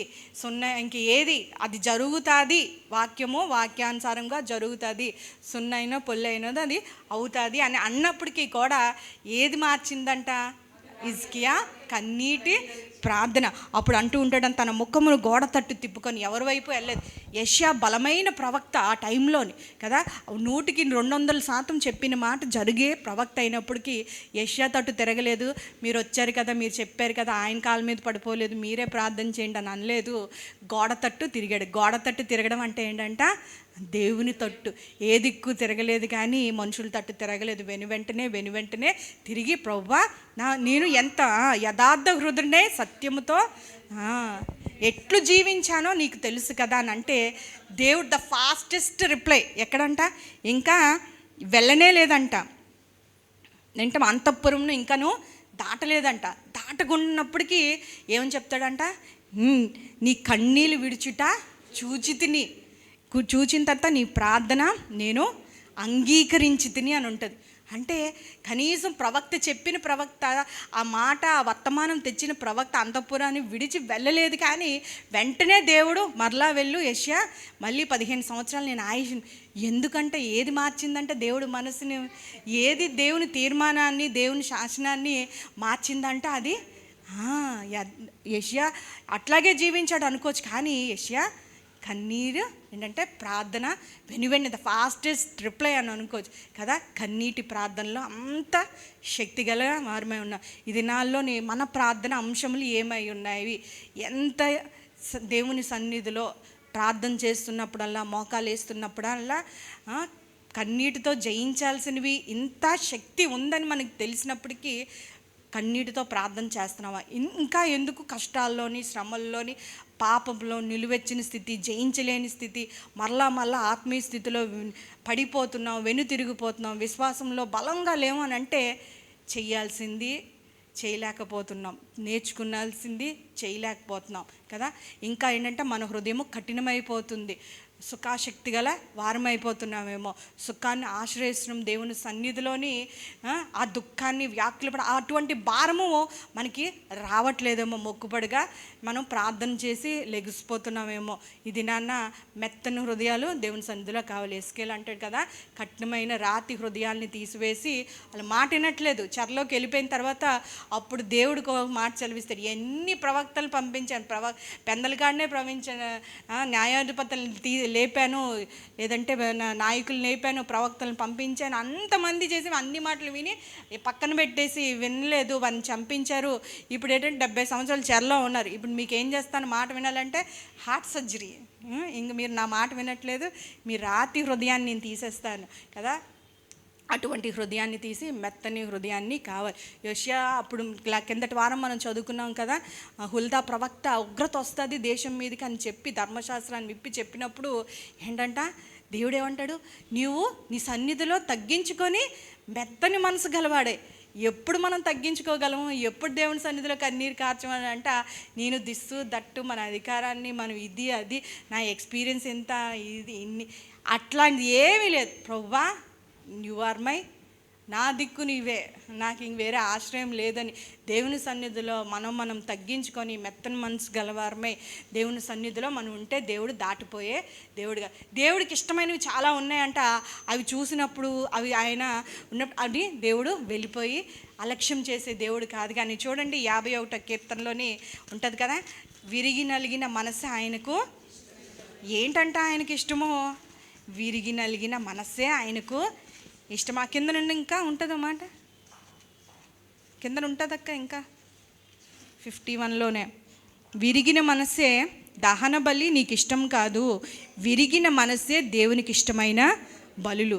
దేవా విరిగి నలిగిన హృదయమును నీవు అలక్ష్యము చేయడంట. దేవునికి ఇష్టానుసారంగా జీవించడం అంటే, దేవుని ఇష్టంగా ఎప్పుడు జీవిస్తామంటే ఆయనకి ఇష్టమైనవి మనకు తెలిస్తే, మన భర్తకి ఇష్టమైనవి, మన పిల్లలకి ఇష్టమైనవి ఇష్టంగా ఉంటే వాళ్ళకి ఏమి ఇష్టమో ముందుకు తెలియాలి. దేవుడికి ఇష్టానుసారంగా మేము ఉంటాము అని అనుకోవడం కంటే దేవుడికి ఏమి ఇష్టం అంటే ఇక్కడ కొన్ని చెప్తున్నాడు. దేవుడు ఏంటి లక్ష్యం చేయడంట, కొన్ని చెప్తున్నాడు ఏంటంట, నలిగిన హృదయాన్ని కదా. శ్రమల్లో నలిగిపోయామా, విసిగిపోయామా, వేసారిపోయామా, దేవుడు ఏం చేశాడంట, ఇగ్నోర్ చేయడు. ఇప్పుడు చెప్పినట్టు ముఖం తిప్పుకొని వెళ్ళిపోయే దేవుడు కాదు, కానీ ముఖం చాటేసే దేవుడికి ఏది, కానీ దేవుడు వాటిని అలక్ష్యం చేయడంట. చూడండి అట్లాగే యెషయా రాసిన గ్రంథము 66 ఇంకొక మాట ఉంటుంది, 66 2వ మాట, 2 నుంచి చదువుతాను కింద నుంచి. 66 యెషయా రాసిన గ్రంథము 66, ఎవడు దీనుడై నలిగిన హృదయము కలవాడై నా మాట విని వణుకుచుండునో వానిని నేను దృష్టించుచున్నాను. దేవుడు అందరినీ చూస్తున్నాడు అని మనకు తెలుసు. దేవుడు నీతిమంతులను చూస్తున్నాడు, అనీతిమంతులను చూస్తున్నాడు, అవంతా మనకు తెలుసు. కన్నప్పుడు దేవుడు చాలా పర్టిక్యులర్గా నేను దృష్టించి ఉన్నాను అని అంటే, బహుశా ఆయన దృష్టి మళ్ళించుకోలేడేమో, ఆయన మళ్ళీ ఇటు అటు తిప్పుకోలేడు. ఎవరికంట, ఎవరైతే దీనులైపోతారేమో, నా సన్నిధిలో తమ్మును తగ్గించుకుంటారేమో, వారు దేన స్థితిలో యెహోవాకు మొరపెట్టెను అంటుంది కదా. శ్రమలు అట్లాగా బాధలు బంధకాలు ఎక్కువైనప్పుడు ఆ సమయంలో దీనులు అయిపోయి మొరపెడుతున్నప్పుడు, ఇజ్రాయేల్ మొరపెట్టినప్పుడు దేవుడు అంటాడు, నేను విన్నాను, నేను చూశాను, నేను పంపిస్తాను అంటాడు. దేవుడు వింటాడంట, చూస్తాడంట, అలక్ష్యం చేయడు. కానీ ఆలస్యం అవుతుందేమో, ఆ సమయానికి చూస్తాడేమో, కానీ దేవుడు అంటాడు తప్పకుండా మన కొరకు ఏంటంటే మోషేని పెట్టినట్టు మన కొరకు సహాయాన్ని మన పరిస్థితుల్లోని కలుగు చేసుకునే దేవుడు. మనం పిలవనవసరం లేదు, కానీ మన కన్నీరు ఏంటంట బలమైన ప్రార్థనలుగా ఉంటాయి. మనం చాలాసార్లు కన్నీరు కాస్తే అది పిరికితనానికి గుర్తని, లేదంటే బలహీనత, లేదంటే చాలామంది ఏంటంటే అది దేనికన్నా అది ఇతరులు మనం కన్నీరు కారిస్తే దేవుని సన్నిధి తక్కువైపోతామని, లేదంటే ఇతరులు తక్కువైపోతామని అనుకోవచ్చు, కానీ అది చాలా బలమైందంట. టియర్స్ అంట the most expensive liquid in the world. ఎందుకంటే చాలామంది ఏడుస్తారు, సినీ యాక్టర్స్ కూడా ఏడవాలంటే కన్నీరు రాదు, కానీ ఏం చేస్తారమ్మా, గ్లిసరిన్ ఏదో వేసుకుంటూ ఉంటారు. అట్లాగా మనకు అటు ఏమీ వేసుకోలేదు, మన పరిస్థితులు బట్టి మనకంటే ఈజీగా మనకు వచ్చేస్తూ ఉంటుంది, కన్నీరు వస్తుంటుంది. అది ఎక్కడ మనం కార్చాలో మనకి తెలియాలి. దేవుని సన్నిధికి వెళ్తున్నప్పుడు అప్పుడు మన హృదయాన్ని చించుకున్నట్లయితే దేవుని సన్నిధిలో అవి దేవుడు ఏం చేస్తాడంట, లెక్కిస్తూ ఉంటాడంట. ఎందుకంటే దేవుడు ఎటువంటి దేవుడు కలిగి ఉన్నామంట. చూడండి హెబ్రీలు రాసిన పత్రిక ఇంకొకటి మాట చూపించి నేను ముగించేస్తాను. హెబ్రీలు రాసిన పత్రిక 5:7 మాట, 5వ అధ్యాయం 7వ మాట, శరీరధారి అయి ఉన్న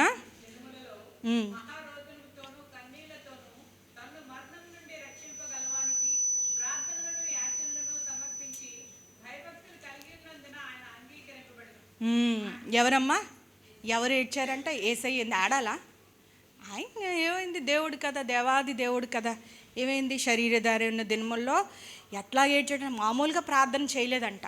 ఎటువంటి రోదన చేయాలంట, మహారోదనతోనూ కన్నీళ్లతోనూ, అది ఒక్కటే సరిపెట్టలేదు, కన్నీళ్లతోనూ తన్ను మరణము నుండి రక్షింపగలవాని ప్రార్థనలు యాచనలు. యాచన అంటే ఏంటమ్మా, ప్రార్థన అంటే దేవుణ్ణి అడగడం, యాచన అంటే యాచించడం అని ఎవరిని అంటారు, బెగ్గర్స్ని చేసేది, అడిగేది, దాన్ని యాచించడం అంట. అట్లాగా ఆయన అడిగారంట కదా, యాచనలు చేసి ఆయన ఎట్లా జీవించాలంటే భయభక్తులు కలిగి ఉన్నందున ఆయన అంగీకరింపబడిను. ఈ దినాన మన ప్రార్థనలు దేవుడు అంగీకరిస్తాడా? భయభక్తులు లేని ప్రార్థన, లేదంటే ప్రార్థన అలంకార పదజాలాన్ని పెట్టి, లేదంటే పెద్ద పెద్ద మాటలు పెట్టి, మనకు అర్థం కాని మాటలు పెట్టి అటువంటి భాషతోనే మనం మాట్లాడేస్తే దేవుడు మన ప్రార్థనలు అంగీకరించాడు. కానీ మన దేవుడు ఎట్లాగున్నాడంటే రోదనతో కన్నీళ్లతో యాచనలు సమర్పించి భయభక్తులు కలిగి ఉందని ఆయన అంగీకరింపబడిను. చూడండి, కొన్నిసార్లు ప్రాచీన దినాల్లోని ఎట్లా ఉండేవారంటే, యాయిరు కుమార్తె చనిపోయిన తర్వాత ఆయన వెళ్ళకముందే నీ కుమార్తె చనిపోయింది, యేసయ్య రాకముందంటే అక్కడ ఉన్న స్త్రీలందరూ గొల్లుమని చేస్తుంటారు. అటు రోజు అంటే డబ్బులకి ఇచ్చి ఆ టైమ్స్లో ఏంటంటే స్త్రీలను పిలిపించి వారు ఏడుస్తూ ఉంటారు అనమాట. డబ్బులకించి ఒక గుంపులాగా స్త్రీలు వస్తూ ఉంటారు ఆ సమాజానికి. అంటే వారి కుటుంబంలో ఆ వెళ్తున్న దుఃఖం గుండా వెళ్తుండ వారికి ఆ దుఃఖాన్ని పంచుకోవటానికి వారు కూడా శోకాలు పెడుతూ రోదన చేస్తూ ఏడుస్తూ ఉంటారంట. మీరు ఏంటంటే గొల్లు చేయకండి, నిద్రిస్తుంది అని చెప్పి అంటూ ఉంటారు. అట్లాంటి దినాలు ఉండేవి కదా, రోదన. అటువంటి సమయాలు కాదు. కానీ ఇప్పుడు ఎలాగంట, దేశంలోని ఏంటంటే అంచె దినాల్లో ఉన్నాం. మనకు తెలియని పరిస్థితులు, ప్రపంచాలు మారిపోతున్నాయి, క్రైస్తవుల మీద హింసలు మారిపోతూనే ఉన్నాయి కదా. మన పాపపు స్థితిని బట్టి మనం కన్నీరు కార్చి దేవుని సన్నిధిలో మనం ఏంటంటే పరిశుద్ధులుగా ఉండాలి. దేవుడు మాత్రమే, యేసు రక్తం మాత్రమే ప్రతి పాపమును కడుగునని మనకు తెలిసి ఆయన సన్నిధిలో మనం దీనులమై మనం పరిశుద్ధులంగా ఉండాలి. ఒకసారి పరిశుద్ధత అయిపోతే కాదు, కానీ మనం నిత్యము కాళ్ళు కడుక్కుంటూనే ఉండాలి కదా. అనుదినము ప్రభు రక్తాన్ని మనం ఆశ్రయించాలి కదా. దాచిపెట్టుకోకుండా ఆదాము వలె రొమ్మున పాపము దాచిపెట్టకుండా రావాలి. తర్వాత మన శ్రమల్లో, మన కష్టాల్లో ఉన్నప్పుడు, మన ఇరుకుల్లో ఉన్నప్పుడు, మన ఇబ్బందుల్లో ఉన్నప్పుడు దేవుని సన్నిధిలో రావాలి. మరి ఇంకొకసారి దేవుని సన్నిధిలో ఎందుకనంట, మనం దేశం మీదకి వస్తున్న ఉగ్రతని, శాపము, యుద్ధాలు, కరువులు, అనేక రీతిలుగా హింస రానే ఉన్నది. మన దేశం మట్టుకు చూసుకుంటే క్రైస్తవ దేశంలో మనం అనుకున్న 3% మాత్రమే క్రైస్తవులు ఉన్నారు. మిగతాదంతా అన్యజనులు, హిందువులు, మూఢనమ్మకాలు, మూఢాచారాలు, అవంతా నిజదేవుడు ఎరుగని ప్రజల మధ్య మనం ఉన్నాం. కాబట్టి దావీదు అంటుంటాడు, చూడండి, ఇర్మియా అంటుంటాడు, నా జనులు హతమవు పుట్ట నేను చూచినప్పుడు నా కన్నీళ్ళు ఏంటంటే ఓటగా ఉందంట. చూడండి, ఈ భక్తులకి ఏడుపు ఎందుకు వస్తుందమ్మా? 9 చదవండి అమ్మ. నా జనులలో హతమైన వారిని గూర్చి నేను ఎట్లా అంట ఏడుస్తున్నారంట భక్తులు, దివారాత్రము కన్నీరు విడిచినట్లు నా తల జయమయం. ఎప్పుడు తల జలమైంది అవుతుందమ్మా? తల తడిచిపోయి మనం తలస్నానం చేసినట్లు ఎప్పుడో అయింది అనమాట. ఈ ప్రవక్తికి ఎట్లాగైంది? తల జలమయం ఏంటంటే, జలము అంటే ఏంటమ్మా? తలస్నానం చేస్తే మనం తలంతా ఎట్లా తడిచిపోయి వచ్చిన తర్వాత ఎట్లా ఉండి తుడుస్తాం కదా, అట్లాగే ఎప్పుడైందంటే, ఎందుకంటే ఎవరి కొరకు ఎట్టిందంటే తన కుటుంబం కొరకు ఏడట్లేదు. కానీ ఈ ప్రవక్త దివారాత్రము కన్నీరు విడిచినట్లు నా తల జలమయముగాను నా కన్ను కన్నీళ్ళు ఓటగాను ఉండును గాక అని ఉంటాడు. చూడండి, కీర్తనలో 119 కూడా దావీదు కూడా ఒక మాట అంటూ ఉంటాడు. 136, 119, జనులు నీ ధర్మశాస్త్రం అనుసరింపకపోయినందుకు నా కన్నీరు ఏరులై పారుచున్నదా. ఇక్కడ భక్తులందరూ ఒక మాట ఎట్లా ఉందంట, కన్నీరు మామూలుగా రావట్లేదు, ఏరులైందంట, జలమయమైందంట, కన్నులు రోదనతో దుఃఖంతో గుంటలుగా అయిపోయిందంట. అటువంటి అనుభవాలు కలిగి ఉన్నాము, కన్నీరు కార్చే దేవుడిని కలిగి ఉన్నాం, రోదన చేసే దేవుడు కలిగి ఉన్నాం, మాదిరికరమైన భక్తులు కలిగి ఉన్నాము. కానీ మన జీవితం ఎట్లాగుందంటే కఠినమైన హృదయాలు, సుఖాశక్తికలుగా జీవితాలుగా, స్త్రీలుగా మనం వెళ్ళిపోతున్నాము. ప్రార్థన చేసి కన్నీరు దేవుని పాదాలు తడపకుండా, దేవుని సన్నిధిలో కన్నీరు విడవకుండానే, అంగలార్చకుండానే, దుఃఖించకుండానే వెళ్ళిపోతున్నామేమో. దేశ పరిస్థితులు మామూలుగా పరిస్థితులు మారిపోతున్నాయి. అదే ఇంకొక విషయం, చిన్న వీడియో పెట్టినాను. అది నేను ఈ మధ్యకాలం చూస్తున్నప్పుడు ఏమమ్మా, పరిస్థితులు మనకున్నంత వెసులుబాటు, మనకున్న స్వేచ్ఛ మిగతా దేశాల్లో అయితే లేదు. Please tell Trump to save our life in Nigeria. They are killing Christians in Nigeria outside performing burial every day, and they expect us to silence. Now is an order. Nigerian government came out openly and denied there is no massacre, there is no genocide of Christians in Nigeria. And look at it today. Is there any Muslim here?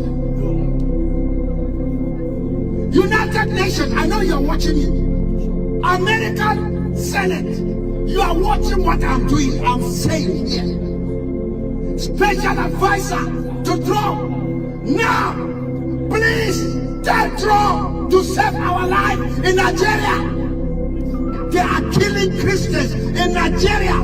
Massacre Christians. Nigeria దేశంలోని వారికి ఉన్న విశ్వాసం క్రైస్తవులు అని చెప్పి కొన్ని ముస్లిం సంఘాలు ఏం చేస్తున్నాయంటే మారణ హోమం చంపేస్తున్నారు, ఊచకోత.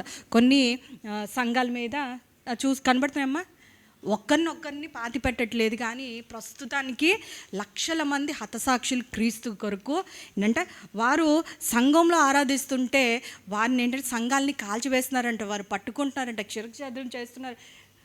చూసారమ్మా ఎంతమంది ఇప్పుడు కోవిడ్ టైమ్స్లో ఎట్లా జరిగిందో అట్లాగా అంతమంది హతసాక్షులు చేస్తుంటే వాళ్ళ పాస్టర్ గారు ప్రతిదినమో ఆ బరియలు చేయలేక ఏం చేస్తున్నారంట, ఆ గవర్నమెంట్ కూడా మాకు సంబంధం లేదు, ఇక్కడ ఏం ఊచకోత జరగట్లేదని నైజీరియా ప్రభుత్వం కూడా ఏం చేసిందంట, వారు దాన్ని ఒప్పుకోవట్లేదంట.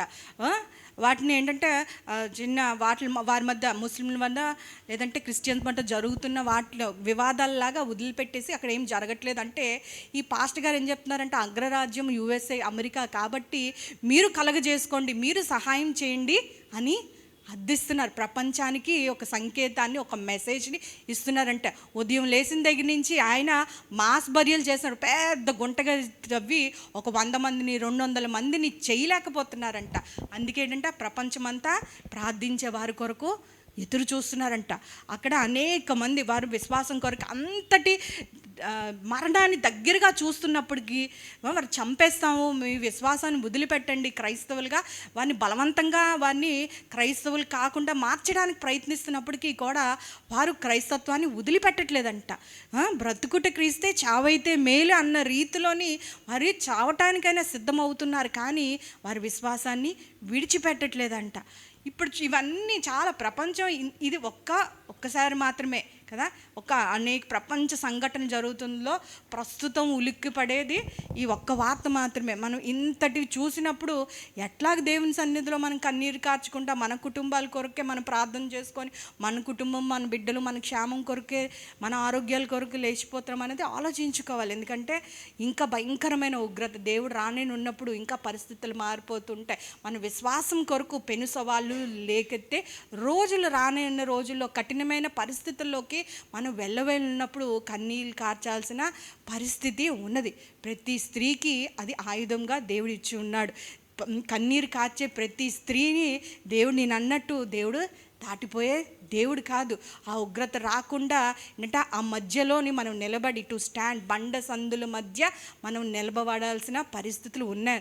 వారు ఏం అడుగుతున్నారమ్మా, అగ్రదేశాన్ని, అమెరికా దేశాన్ని అర్థిస్తున్నారు, మీరు కలగజేసుకోండి, మా ప్రభుత్వం విడిచిపెట్టేసింది, మేము నిస్సహాయాలుగా ఉంటూ ఉన్నామంటే వాళ్ళు మన సహోదరులు, క్రిస్టియన్స్ మనకి సహోదరులు కదా, క్రీస్తులో మనం ఏకమై ఉన్నవారమే, సంఘ శరీరము కదమ్మా అది. అటువంటిది మనము అట్లా నిర్విచారంగా, విచారం లేనట్టు వారంగా మనం ఉండకూడదు. పరిస్థితులు తెలుస్తున్నప్పుడు మనం ఏం చేయాలంటే రానున్న దినాల్లో దేవుని సన్నిధిలో కనిపెట్టాలి. వారు మనల్ని నైజీరియా దేశాని కొరకు ప్రార్థన చేయమంటున్నారు. ఇవన్నీ చూస్తున్నప్పుడు కన్నీరు కార్చకుండా మనము ఎట్లా ఉండగలమమ్మా? ఉండలేం. ఖచ్చితంగా ఈ ఒక్క దేశం కోసమే కాదు, కానీ అనేకమైన కమ్యూనిస్ట్ దేశాల్లో రహస్యంగా జీవిస్తున్న వారు ఉన్నారు. ప్రపంచాలు మీ కుటుంబాల కన్నా నేను అడిగితే అనిపిస్తుంది పరిస్థితులు మారిపోతున్నాయి కాబట్టి అవసరత ఏమంటే నేటి అవసరత మన ప్రపంచం కొరకు మనం ప్రార్థించాల్సిన పరిస్థితులు ఆసన్నమై ఉన్నది. స్త్రీలుగా విశాఖపట్నంలోని చాలామంది ప్రాఫిట్స్ వచ్చి చాలామంది దైవ సేవకులు ఏం చెప్తూ ఉంటారంట, the last revival will start from Vizag. ఆఖరి ఉజ్జీవం, అంత్యకాలపు ఉజ్జీవము ఎక్కడి నుంచి మొదలవుతుందంట? వైజాగ్ నుంచే మొదలవుతుందంట. అది నాకు ఎంత నిజమో నాకు తెలియదు, కానీ బహుశా అది నమ్మి మన విశ్వాసంతో ఆ దైవజనులు అన్న మాటని ఏం చేయాలంట, మనము దేవుని సన్నిధిలో ఎక్కడ కన్నీరు ఉంటుందో అక్కడ ఉజ్జీవము ఉంటూ ఉంటుంది. 33 సంవత్సరాలు మనం నడిచి వచ్చేస్తున్నాము, వెళ్ళిపోయాము. ఆ జరిగిన వాటి నుంచి ఖచ్చితంగా కృతజ్ఞత కలిగి దేవుని సన్నిధిలో స్తుతించాలి. రానున్న దినాల్లో కూడా మనం ఏంటంటే నిలువెచ్చిన స్థితిలో నిర్విచారంగా ఉండకూడదు, కానీ కన్నీటితో మన ప్రార్థన బలిపీఠాన్ని కట్టాలి. సంఘాన్ని ఏంటంటే మన కాపుదల, మన ప్రార్థనే మన కన్నీటే మన దేశాన్ని రక్షిస్తుంది, మన సంఘాలని రక్షిస్తుంది, మన కుటుంబాలని రక్షిస్తూ ఉంటుంది. ఇట్లాంటి పరిస్థితులు ఏదో ఇక్కడ వినేసి వెళ్ళిపోకండి, కానీ మీరు ప్రార్థన చేసుకోండి. నాకేం పరిస్థితులు బాగానే ఉన్నాయి, నాకు ఇంకా బాధ్యతలన్నీ తీరిపోయాయి, నేను బాగానే ఉన్నాను, వృద్ధాప్యంలో వచ్చాను, నా పరిస్థితి అంతా బాగానే ఉందని అనుకోకండి కదండి. చావుకే పట్టబడిన వారిని నాశనానికి జోగుతున్నారు.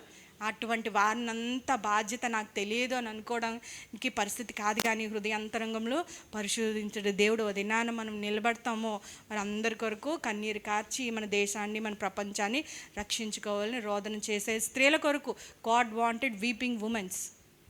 దేవుడు అటువంటి వారి కొరకు దేవుడు మన తట్టు చూస్తున్నాడు, సహాయం చేస్తాం. దేవుని ఆశలు కోరికలు కొన్ని ఉన్నాయి, దేవుడు చూస్తున్నాడు. ఇర్మియా అప్పుడు దేవుడు ఎట్లాగైతే కావాలన్నారో ఈ దినాన్ని కూడా, నేటి ఆఖరి దినాల్లో కూడా ఏంటంటే స్త్రీలమైన వారు మనల్ని మనసుని నడుము కట్టుకుందాం, దేవుని సన్నిధిలో కన్నీరు కారుస్తాం, దేవుని హృదయాన్ని మనం ఏంటంటే తాకుద్దాం, దేవుని సింహాసనాన్ని కదిలిద్దాం. దేవుడు మనల్ని దాటిపోయే దేవుడు కాదు, కానీ కరుణామైన దేవుడు, ప్రేమగల దేవుడు, జాలిగల దేవుడు ఉన్నట్టు. కానీ తాను ఉద్దేశించిన నాశనమును కీడు రప్పించగా మన దేశాల మీద మన కుటుంబాల మీద క్షేమాన్నే రప్పిస్తాడు.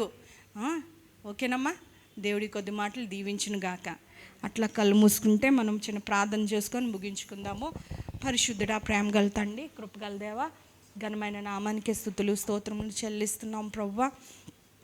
నాయనా అనేక మార్లు ప్రభువా నీ సన్నిధిలో నిత్యము మోకరిస్తూ ప్రభువా నాయనా పై మాటలు లేదంటే ఉట్టి మాటలు చెప్పి మా అవసరతలు తీసుకొని మా సొంత విషయముల కొరకే స్వార్థపరులుగా ఎన్నో మార్లు ప్రార్థన చేసి మేము లేచి ఉన్నాం ప్రభువా. మా ప్రార్థన అంశాలని మార్చమని వేడుకుంటున్నాం ప్రభువా. ప్రపంచ దేశాల్లో అనేకమైన దేశాలు ప్రభువా ప్రభువు లేకుండా, నిజమైన దేవుడు ఎరగకుండా వారి విశ్వాసం కొరకు చనిపోతున్న వారు ఉన్నారు ప్రభువా, వారి ప్రాణాలు పెడుతున్న వారు ఉన్నారు ప్రభువా. మాకైతే ఇంత వెసులుబాటు, ఇంత ఫ్రీడమ్, ఇంత స్వేచ్ఛ, స్వాతంత్రము, ఆరాధించుటకు ప్రకటించుటకు అన్నిటిగా ద్వారాలు తెరవబడి ఉన్నప్పుడు ప్రభువా మనం నిర్విచారంగా మేము ఉంటున్నామేమో నాయన, సుఖాశక్తి గలవారమే ఉన్నామేమో ప్రభువా. దేవుని కంటే సుఖాశక్తినే ఎక్కువగా ప్రేమించే వారంగా ఉన్నామేమో ప్రభువా. మరి ఒక్కసారి మా తప్పిదాన్ని, మా లక్ష్యాన్ని మీరు క్షమించమని వేడుకుంటున్నాం. రోదన చేయ స్త్రీల వలె, కన్నీరు కార్చే స్త్రీల వలె, దుఃఖించే స్త్రీల వలె మోకరించిన ప్రతిసారి ప్రభువా నీ పాదములు తడుపుటకు ప్రభువా మూలుగులతో యాచనలతో నీ సింహాసనం కదిలించే వారంగా ఉండేటకు సహాయం దయచేయండి. కన్నీరు కార్చుట నాయన, కన్నీటి ప్రార్థన మాకు నేర్పించమని వేడుకుంటున్నాం. కఠినమైన హృదయాల్లో నాయన, కఠినమైన మనసులను తీసివేయమని వేడుకుంటున్నాం. మృదువైన మనసు, మృదువైన స్వభావాన్ని నాయన తగ్గించుకొని విరిగి నలిగిన హృదయాన్ని నీ సన్నిధితో కూర్చుంటకు ప్రభువా, నీ కొరకు నాయన రోధించుటకు ప్రభువా, అనేక విషయం నీ సన్నిధిలో తెచ్చులావును ప్రభువా. సహాయం దయచేయమని వేడుకుంటున్నాం. మమ్మల్ని క్షమించమని వేడుకుంటున్నాం ప్రభువా. నాయన మాకు భారాన్ని అధికం చేయమని వేడుకుంటున్నామయ్యా. అనేక మంది నశించిపోతున్నప్పుడు ప్రభువా నాయన మేము కూడా ప్రభువా ఆ కన్నులు తెరవమని వేడుకుంటున్నాం ప్రభువా. పరిస్థితిని గ్రహించుటకు ప్రభువా, మా ప్రార్థన నాయన శైలిని మార్చుటకు ప్రభువా, మా కుటుంబముల కొరకే కాకుండా ప్రభువా అనేక మంది నాయన నీ సన్నిధిలోనైనా రక్షించుటకు ప్రభువా, మా ప్రార్థన ద్వారా నాయన మా దేశాలని నాయన మార్చుకుంటకు నాయన సహాయం దయచేయండి అయ్యా. మేము ఎక్కడికి వెళ్ళలేం ప్రభువా, మాకు ఏ తలాంతు లేదు ప్రభువా. మేమైతే మాట్లాడలేం, మేమైతే ప్రకటించలేం, మేమైతే బోధించలేం. ఉన్న స్థితిలోనే, ఉన్న దేశంలోనే, ఉన్న స్థలంలోనే, ఉన్న పట్టణాల్లోనే ప్రభువా, మాకున్న గృహాల్లోంచే ప్రభువా మాకు తెలిసింది ఒకటే ప్రభువా, ప్రార్థన చేయటం. హృదయాంతరంగంలో నుంచి ప్రభువా నీకు మొరపట్టే అనుభవాల్లోకి, లోతైన అనుభవాల్లోకి నైనా నడిపించమని వేడుకుంటున్నామయ్యా. ఏ విషయంలోనైనా నీ హృదయం బద్దలవుతుంది, ఏ విషయంలోనైనా నువ్వు దుఃఖిస్తున్నావో, ఏ విషయం నీకు ఇష్టమైనవో ఆ విషయాల్లో మేము దుఃఖించటకు, ఆ విషయాల్లోనైనా మేము ఆనందించలాగినైనా మా హృదయాల్ని మార్చండి. మమ్మల్ని మలచమని వేడుకుంటున్నాం, మా స్వభావాల్ని మార్చమని వేడుకుంటున్నాం ప్రభువా. నిర్విచారం లేని వారంగా ఉండకుండా ప్రభా, తిని తాగి సుఖించే వారంగా కాకుండా లాగిన ప్రభా, నీ సన్నిధిలో రహస్యంగా మొరపెట్టే వారంగా, కన్నీళ్ళు విడిచే వారంగా ప్రభా ఉంటులాగున నాయన. కన్నీటి ప్రార్థనతో నాయన జేఎస్ఎం స్త్రీలందరినీ నాయన మాకందరికీ దయచేయమని వేడుకొంచున్నాం. ప్రార్థన ఆత్మను మా మీద కృమ్మరించమని వేడుకొంచున్నాం ప్రభా. అది అధికం చేయమని వేడుకొంచున్నాం. యాచన చేటుకు కన్నీరు కార్చుటకు నాయన ఏరులై పారులాగున ప్రభా నాయన ప్రవక్తలు ఉంచి ఉన్నారు, దావీదు వంటి వారి రాజులు ఉంచి ఉన్నారు ప్రభా నాయన. మా రక్షకుడు కూడా కన్నీళ్ళు కార్చే విధంగా మాకు మాదిరిగా ఉంచి ఉండగా ప్రభా, మేము మీ పిల్లలమై ఉండగా ప్రభా నాయన కన్నీరు లేని వారంగా ఉండకుండా లాగున నాయన మా హృదయాన్ని కదిలించమని వేడుకుంటున్నాం ప్రభా. మమ్మల్ని రేపమని వేడుకుంటున్నాం, నీ ఆత్మతో మమ్మల్ని నింపమని వేడుకుంటున్నాం ప్రభా. నీ సన్నిధిని కదిలించే వారంగా నాయన, అటువంటి స్త్రీలుగా నాయన మమ్మల్ని లేవనెత్తమని వేడుకుంచు ప్రభా నాయన. ఇది నాన్న ప్రభా, ప్రతి పరిస్థితిని ఎరిగిన దేవుడు ప్రభా నాయన, ప్రతి సమస్యని ఎరిగిన దేవుడు ప్రభా నాయన, ప్రతి పరిస్థితిని మార్చగలిగే దేవుడు ప్రభా. ఆర్థిక పరిస్థితులు, కుటుంబ సమస్యలు అన్నిటి నుంచి ప్రభా విడిపించమని వేడుకుని ఈ సంవత్సరము దీవెనకరమంగా ఉండుటకు నాయన మీ సహాయము దయచేయమని వేడుకొంచున్నాం నాయన. 5-6 తారీఖుల్లో ప్రభా నాయన నీ కార్యము జరిగించమని వేడుకొంచున్నాం. మా కుటుంబాలని నాయన దీవించమని వేడుకొంచాం. నీ సన్నిధిలో కనబడుటకు ప్రతి విషయంలో నీ అవసరతను తీర్చమని వేడుకొంచున్నాం. కేవలం మీరు మాత్రమే మన చిన్న మంద భయపడుకుడా నాయన నీ దాసులు నేటి వరకు మీరు నడిపించి ఉన్నారు ప్రభా. వారికి విధేయత కలిగి నాయన మేము నడుచుటకు నాయన సంఘమంతటికి నేర్పించమని వేడుకొంచున్నాం నాయన. వారి ఆరోగ్యాల కొరకు ప్రార్థన చేస్తున్నాం ప్రభా. ఇంకనూ శక్తిని బలాన్ని ఇవ్వమని వేడుకొంచున్నాం ప్రభా. వారికి మాకు దీపముగా నాయన వారిని మా ముందు ఉంచి ప్రభా నాయన మాకు దీవెనకరంగా మాకు ఉంచమని మేము వేడుకొంచున్నాం ప్రభా. మీరు కనికరించమని వేడుకొంచున్నాం. మేము తిరిగి వెళ్తుండగా నీ తోడు నీ సన్నిధి ఉంచి నాయన సహాయం దయచేయమని ఈ చిన్ని ప్రార్థన నజరేయుడు యేసు పరిశుద్ధ నామంలో అడిగి వేడుకొంచున్నాం తండ్రి, ఆమేన్. యేసు రక్తమే జయం, సిలువ రక్తమే జయం. యేసు నామం సంపూర్ణ విజయం కలుగునుగాక, అపవాది క్రియలకు అనంత నాశనం కలుగునుగాక, ఆమేన్.